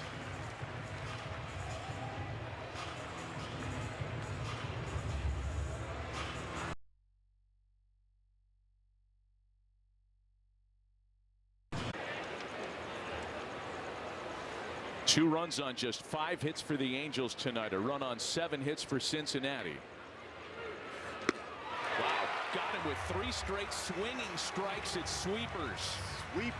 Sweep, and then sweepest. Finally found the kryptonite on a guy who has been red hot this week.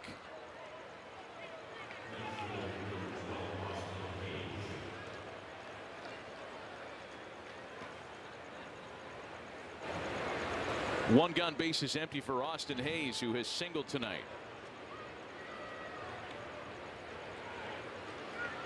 Luis Garcia's last save came at the end of July. Came against the Athletics.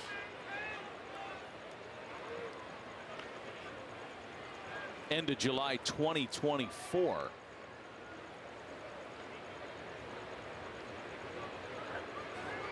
The last time he had a save opportunity was in May of this season as a Dodger, and he was charged with a blown save in Miami, having allowed 2 runs. A ball and a strike to count to Austin Hayes. Runs out.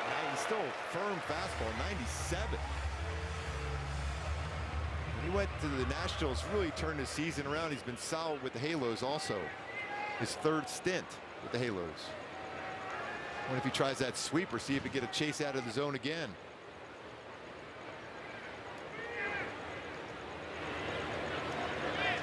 One, 2. That's a pretty good take. That was a nasty sweeper there. Boy, I thought Brendan Miller, the home plate umpire, was going to ring him up. He popped up as though he was going to give him the right hand. These two have faced one another a handful of times before. Hayes has homered against him. High fly ball out to right field. Adell at the wall to make the catch. Under control. Nice play. There's that communication the two had in the dugout. Oh, baseball's carrying pretty good tonight. That carried a lot further than I thought.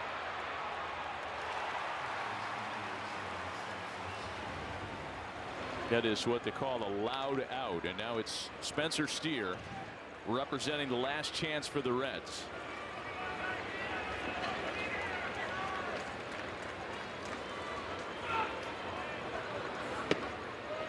Strike one.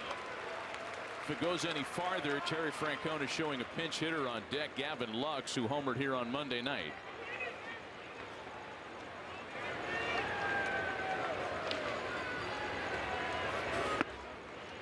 '99 sinker.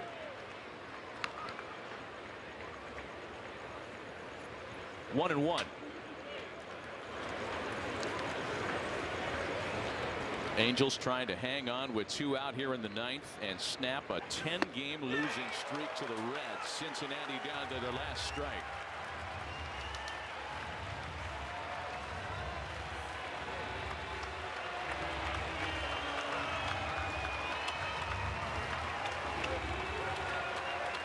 Pitching has to be pretty good to win a game on 5 hits, and that's what Luis Garcia is a strike away from tonight.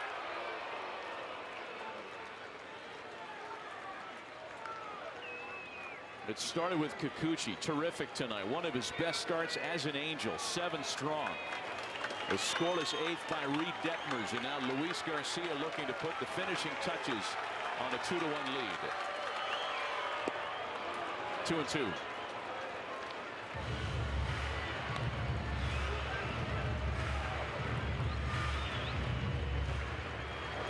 Trying to get him to go after that sweeper again to finish it off. Got an old-fashioned shake there. 2-2 pitch. Steer with a bouncing ball, flagged down by Moncada, and the Halos win it 2-1. What a 5 hits is all it took. Yeah, what a performance by the pitching staff. Moncada, Rengifo, the offense tonight, but the pitching outstanding. By the way, that's a good birthday present for Luke. The guys said they were going to get a birthday present for him, get a W today. His 11th birthday, and they did it for him. Happy birthday, Luke Basker. Halos hang on to a 2-1 victory tonight. They snap a 10-game losing streak to the Reds, salvage 1 in the series. Our Toyota player of the game tonight. Talked about it all night long. It all starts with the great starting pitching performance by Yusei Kikuchi.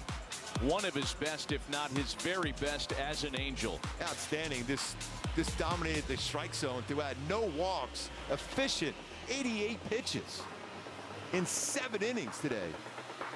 Luis Rengifo had the game-winning RBI in the 8th, and the Angels end this series on a positive note with a 2-1 victory tonight. Among the other strong performances, Mike Trout, who has put together back-to-back multiple hit games for the first time this year with 2 hits tonight. Yoan Moncada hit the homer in the 4th inning that tied it. Bullpen was great, although they didn't go deep into it. Detmers for an inning, Garcia for an inning, and Eric is standing by with one of the Halos heroes. Mike, good win for you guys tonight. We'll start with the pitching before we get to the offense. Yusei Kikuchi turned in 7 strong. How good was it to see this outing from the pitching, starting with Yusei setting the tone? Yeah, no, I saw him come in this whole week just preparing for the start, and to come out here and dominate like that's pretty good. As far as the offense goes, back-to-back 2-hit nights for you. How are you feeling at the plate right now? Yeah, I think just trying to keep it simple. You know, before that, just pressing a little bit and trying to do too much. I just try to, just simplify my approach, and good things happen. Yeah, you've been an on-base machine lately. Has that been part of your approach as far as just getting on base? Yeah, just getting a good pitch to hit and putting a good swing on it. I think sometimes when I try to do too much or swing too hard, I come out of my approach and miss balls, foul balls off. But last few games are nice. Let's look back at the 8th inning. Teodosio starts it off with a double. His speed is really fun to watch. How dynamic is it for you guys to see what he can do out there with the wheels? Yeah, I'm gonna give him crap. He should have been on third base. But no, it's good to see Teo in a big spot like that come up big. Gifo, and then it's just fun to see guys that come up here and prepare for the game and have results. Last one. Hopefully everything is okay with Zack Neto, but a moment for you guys on the bench. You put your arm around him. What did you want to share with him in that moment? Yeah, no, he was bummed out, obviously, getting hit by that pitch. But I just told him, go up. He could barely swing, so I just told him to go up. You got a day off tomorrow. And just be back in the lineup Friday. Appreciate the time. Congrats on the win. Yeah, thank you. All right, guys. Erica, thanks. That was awesome for the Halos tonight. Way to go, Matty. Way to go, Gooby. Birthday present for Lou. 2-1. Hey now. We're back to wrap it up and send it off to Angels Live coming up next.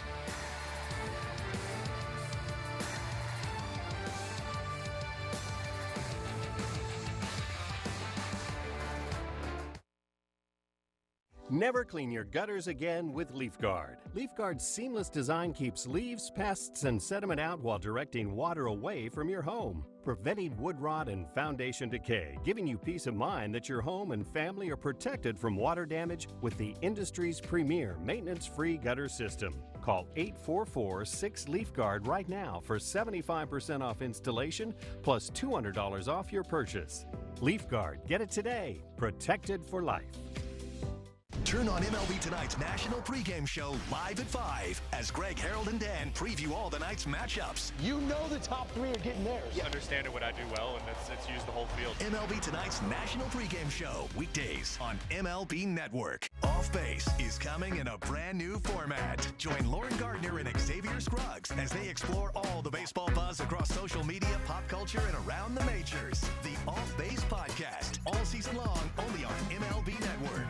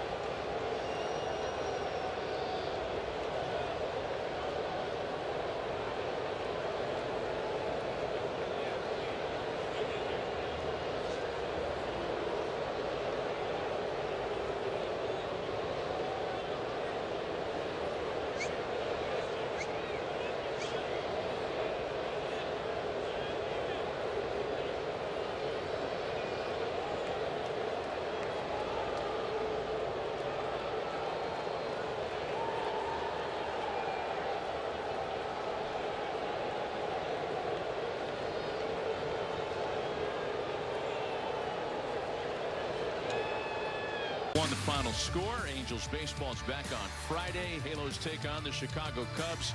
Our coverage gets underway with Angels Live at 6 p.m. Don't go anywhere. Angels Live postgame presented by OC Navigator with Patrick O'Neill and Tim Salmon is coming up next.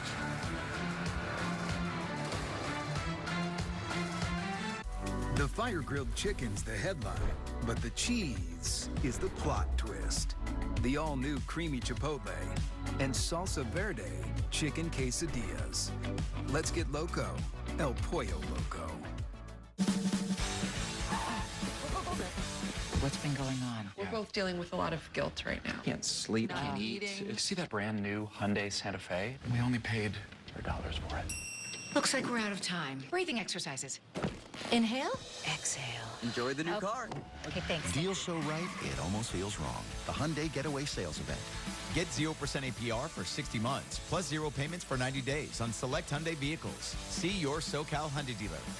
It's a great night for baseball. This matchup features some of the best talent in the game. A lot of power, a lot of marquee names. Here we go. Buckle up, folks. There's a guy who wants to be in the spotlight. The bats have come alive. A showstopper. We're just playing Powerball. This place doesn't know what hit him. These teams are entertaining, are they not? The show continues. Experience game-to-game coverage of the night's biggest moments, live and commercial-free. MLB Network Strike Zone, Wednesday and Friday nights all season. Catch up on all the baseball action with a triple play. Kevin Millar, Ryan Dempster, and Sierra Santos. 3 hosts joined by baseball's biggest stars for the best interview in baseball. Intentional Talk. Weekdays only on MLB Network. Turn on MLB Tonight's national pregame show live at 5 as Greg, Harold, and Dan preview all the night's matchups. You know the top three are getting theirs. You understand what I do well, and it's use the whole field. MLB Tonight's national pregame show, weekdays on MLB Network. Did he do it? Oh my goodness, what a play! An absolute beast unleashed. You are unbelievable. Racking them up, all I do is win. Spot that hashtag like a boss, yeah, that's how I roll. Keep on nailing it, never miss it back, enjoy the show. Relive the...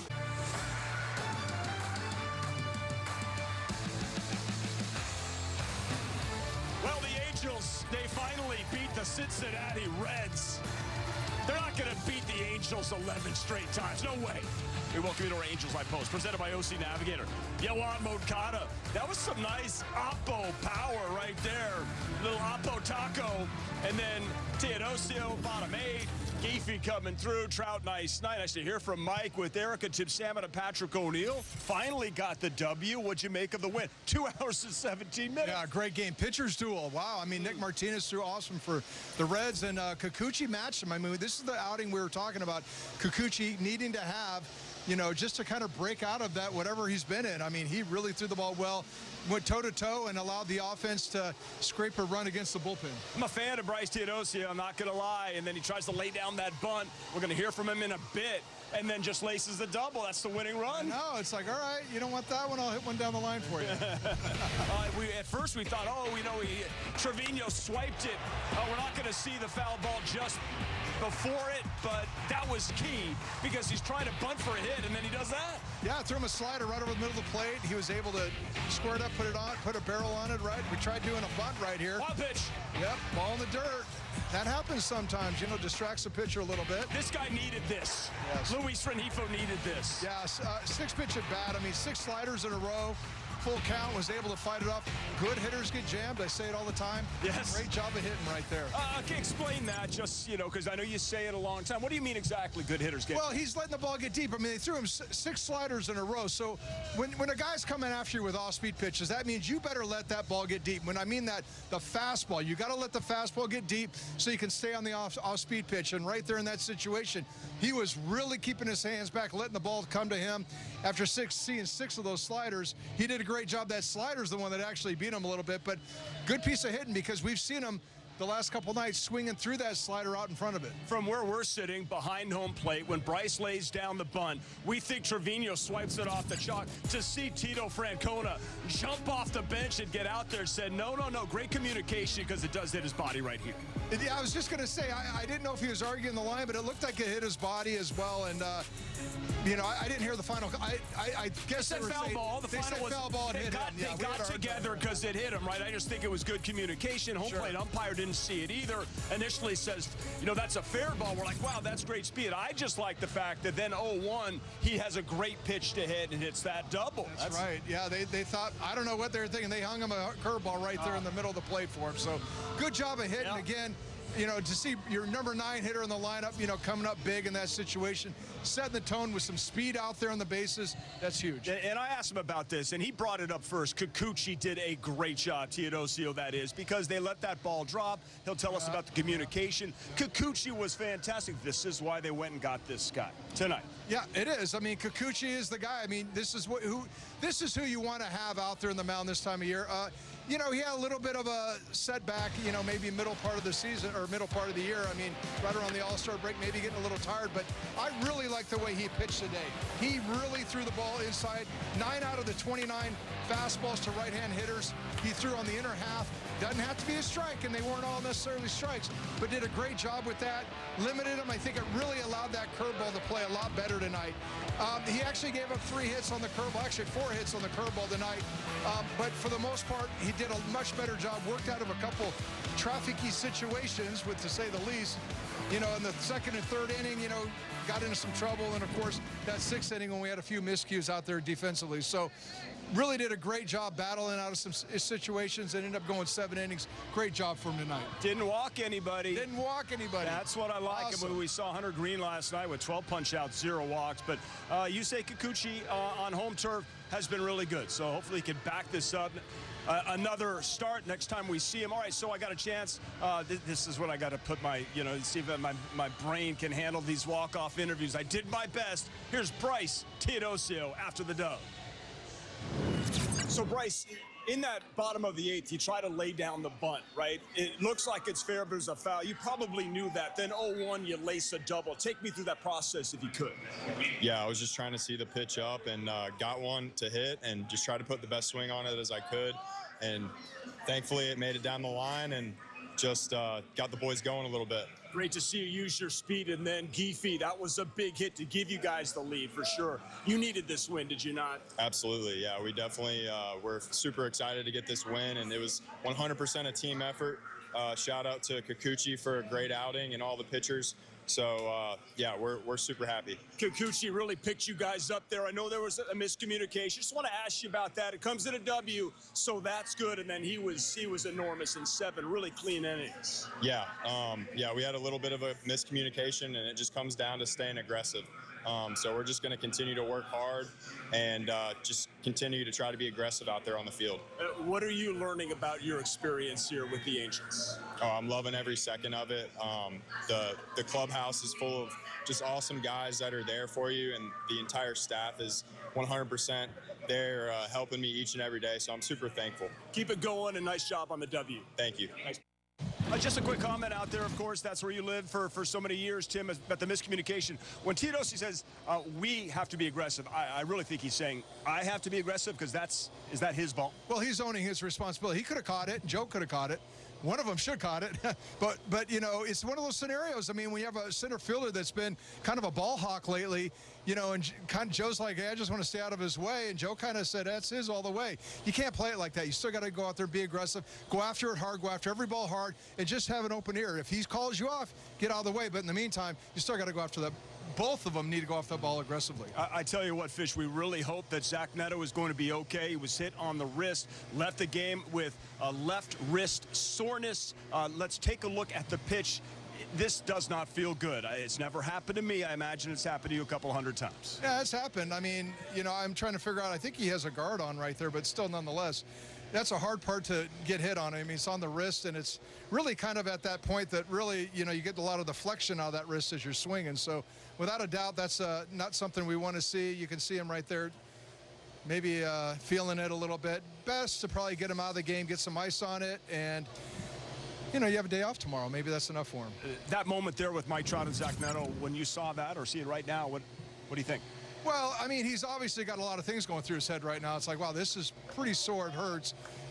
You know, we're going to probably go get an x-ray. I hope nothing's wrong with it. I mean, I think there's just a lot of concern right there, and having your team leader, Mike Trout, pick him up in that moment was big. Yeah, it's definitely visually reassuring, and it's just a great moment because you've got Mike Trout and all he has accomplished, and Zack Neto in his young career, what he's been able to do, and still what he will continue to do. He is just so darn good. So the Angels get a win. That means, listen, they win, you win. You win free McDonald's fries after an Angels victory. So you get to enjoy the sweet taste of victory at French fries. And I'll see you, well, gosh, tomorrow's an off day, so I won't see you tomorrow. How about Saturday at State College in Catella? Get down there for some French fries. Yoan Moncada, Luis Rengifo playing the role of heroes here tonight in a game the Angels needed to win. Yordan Alvarez is just becoming this consistent hitting machine. The big man who wears 44 is 4 for 4. Face of the franchise, everything that is Houston now. He's top 5 in every category for the Houston Astros historically. Always just assume they're going to play in the ALCS. There's no effort. Boom. And you can kiss that goodbye. That's a game winner. Late inning heroics once again. He's a legend. Unbelievable. Catch up on all the baseball action with a triple play. Kevin Millar, Ryan Dempster, and Sierra Santos. 3 hosts joined by baseball's biggest stars for the best interview in baseball. Intentional Talk. Weekdays only on MLB Network. It's a great night for baseball. This matchup features some of the best talent in the game. A lot of power, a lot of marquee names. Here we go. Buckle up, folks. There's a guy who wants to be in the spotlight. The bats have come alive. A showstopper. We're just playing Powerball. This place doesn't know what hit him. These teams are entertaining, are they not? The show continues. Experience game-to-game coverage of the night's biggest moments, live and commercial-free. MLB Network Strike Zone, Wednesday and Friday nights all season.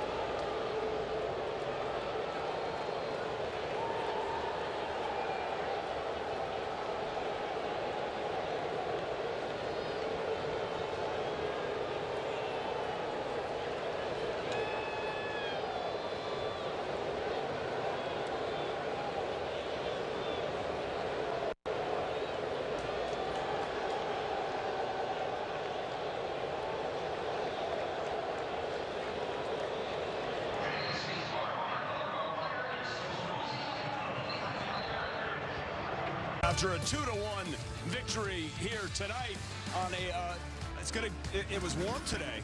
Do I seem a little spritzy on the forehead here, Tim? It is a little bit. Let me tell you what, you got a nice little breeze, but yeah, I mean, it's like, what the heck? I can't wait for Friday, and then Saturday, and then Sunday day game. Woo-wee! How about Yoan Moncada? His approach at the plate, that type of power the opposite way. How hard is that to do?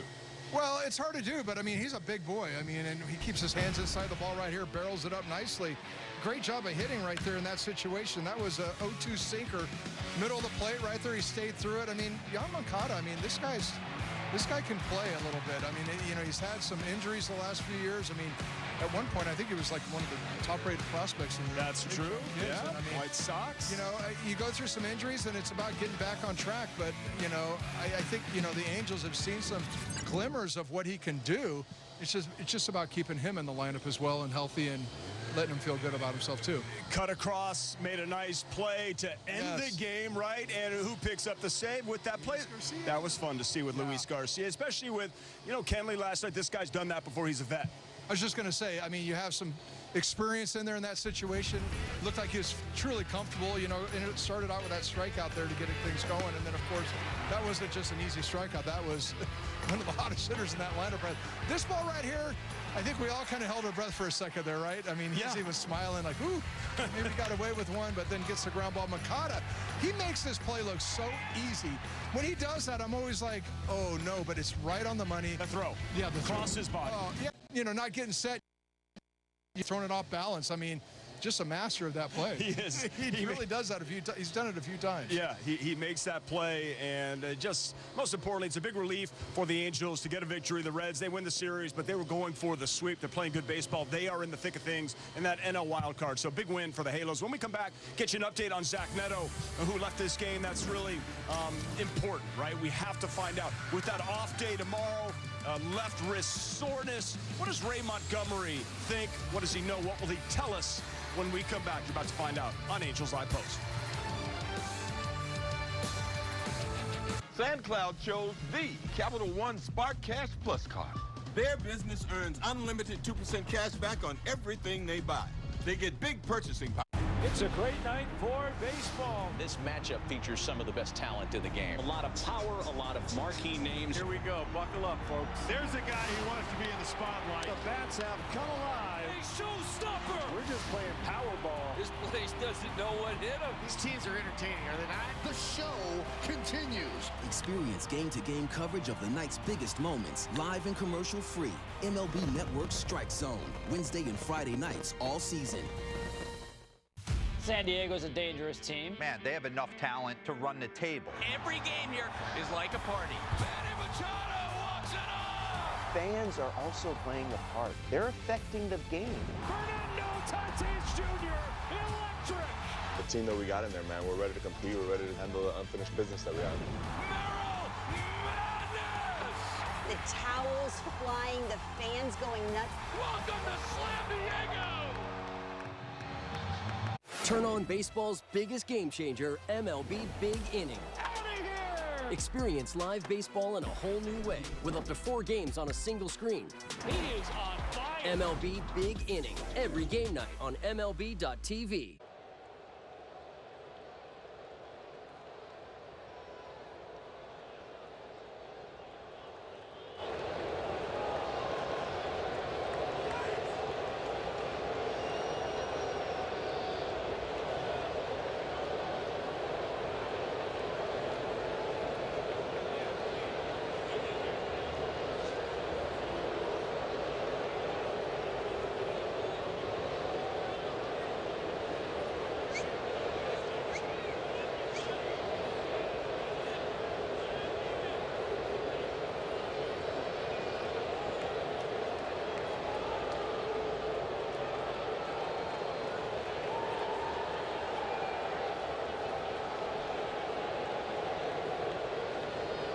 Back here with our Angels Live Post game presented by the OC Healthcare Agency. Navigate to a healthier you at angels.ocnav.org. Angels victorious over the Reds. Off day tomorrow. Cubbies come in. Zack Neto left this game, was hit by pitch, left wrist soreness. Let's get an update from the manager, Ray Montgomery. How's Zack? He's good, yeah. So he's fine. Just sore, bruised, x-rays negative. He's good. On the wrist, is that where it is? Yeah, somewhere arm, forearm, wrist area. Yeah, he's okay. Pitching, Precautionary. Tonight, Yusei went to work with Barry a lot this week to get more efficient, and obviously he turned in more efficient outing. But what did you notice about the way he was able to be more efficient? Yeah, just what you talked about. All the credit goes to Barry. I mean, he, identified it. They talked about it, and then I'm kidding. It doesn't all go to him, but he was more efficient. He threw the ball in the strike zone the majority of the time. He threw it where he wanted it, and he kept them off balance. What do you think of the way he was able to kind of work around the traffic some of the innings? Yeah, we made it harder for him in one inning. Obviously, that ball.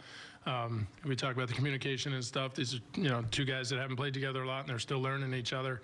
I think they know, obviously, after the fact, play everything through. We could have made it a little easier on him, but he didn't flinch, and he stepped up, and, he gave us 7 strong innings. Did either outfielder call it in that situation? Is that what happened? Yeah, it was actually it was a little bit of like I think he's got it. He thinks the other guy has it, and then the biggest thing we just talked about was go hard early and communicate late often. So they knew, we all knew. With Neto, it was still just the time he got hit the first in the third inning, and even though he came back, it wasn't another. No, nothing different. He wanted to give it to see how it felt. He went in the cage, he took a few swings, he said he felt good, and then it was just starting to get swollen a little bit, and he didn't like the way it felt, and I didn't like the way his swing looked, and on the side of caution. I'm fine with that as we take a look at the upcoming schedule as the Cubbies are coming in. And it's a really tough road trip to close out the month of August as we get into September. Tim, your thoughts on the Chicago Cubs coming into town? They travel well. It's going to be bustling here. Well, it will be. It's be exciting. I mean, and this is a Cubby team that just took 3 out of 4 against the Milwaukee Brewers. I mean, Milwaukee's been the hottest team for the last, 2-3 months of this season. So Cubbies maybe getting hot at the right time. Maybe not so good for us, but hey, it'll be some good energy over the weekend, some good excitement, and this team usually rises to that occasion. The Reds were the team that snapped the Brewers' 14-game winning streak, and then they won 2 straight. Angels get this win. They do play up to competition. We have seen that here at home against the Dodgers. I know they're really on the outside looking in. What do you think mentally? As the game only went 2 hours and 17 minutes, so I figured we could. They're in there like, oh my God. No, I'm just curious. What's the mentality, do you think, of this Angels team approaching this series? Well, I think it's like anything. When Perry said, hey, we want to keep this group together so they play the rest of the year with something, to play for, or really, just to experience the kind of, being in that mode of like trying to compete all the way through. The last thing you want to do is, maybe get rid of guys and all of a sudden everybody's looking around like, okay, everybody's kind of throwing on the chips. That hasn't happened. You got good talent out here, a lot of pride on the table every day out there, and you're going to see that. I really believe you're not going to see this team really slide back and just throw in the towel. They're going to go out there and compete. And, again, there's going to be some bumps in the road from here and there, but, for the most part, I think they're going to go out there and compete and play hard. Yeah, considering how they fought last night to tie it at 4, who knows? They could have won this series. They didn't, but let's see what happens. All I know is we didn't get swept, and after that experience we had against the Dodgers, I'm just glad that we got a W here. Yeah. That's the sore wrist. Yeah, all right, Neto. Great job, Fish. It's always a pleasure working with you. It is. All right, okay, so the Angels got the W, and Kikuchi 7 strong.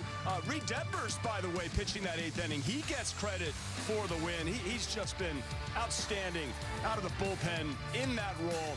When your starter can get you 21 outs, that's nice, especially when you get 5 hits and you still get the W. So nice job, Moncada. Nice job, Rengifo. Well done all around. Enjoy the off day. Stay cool. We'll see you Friday.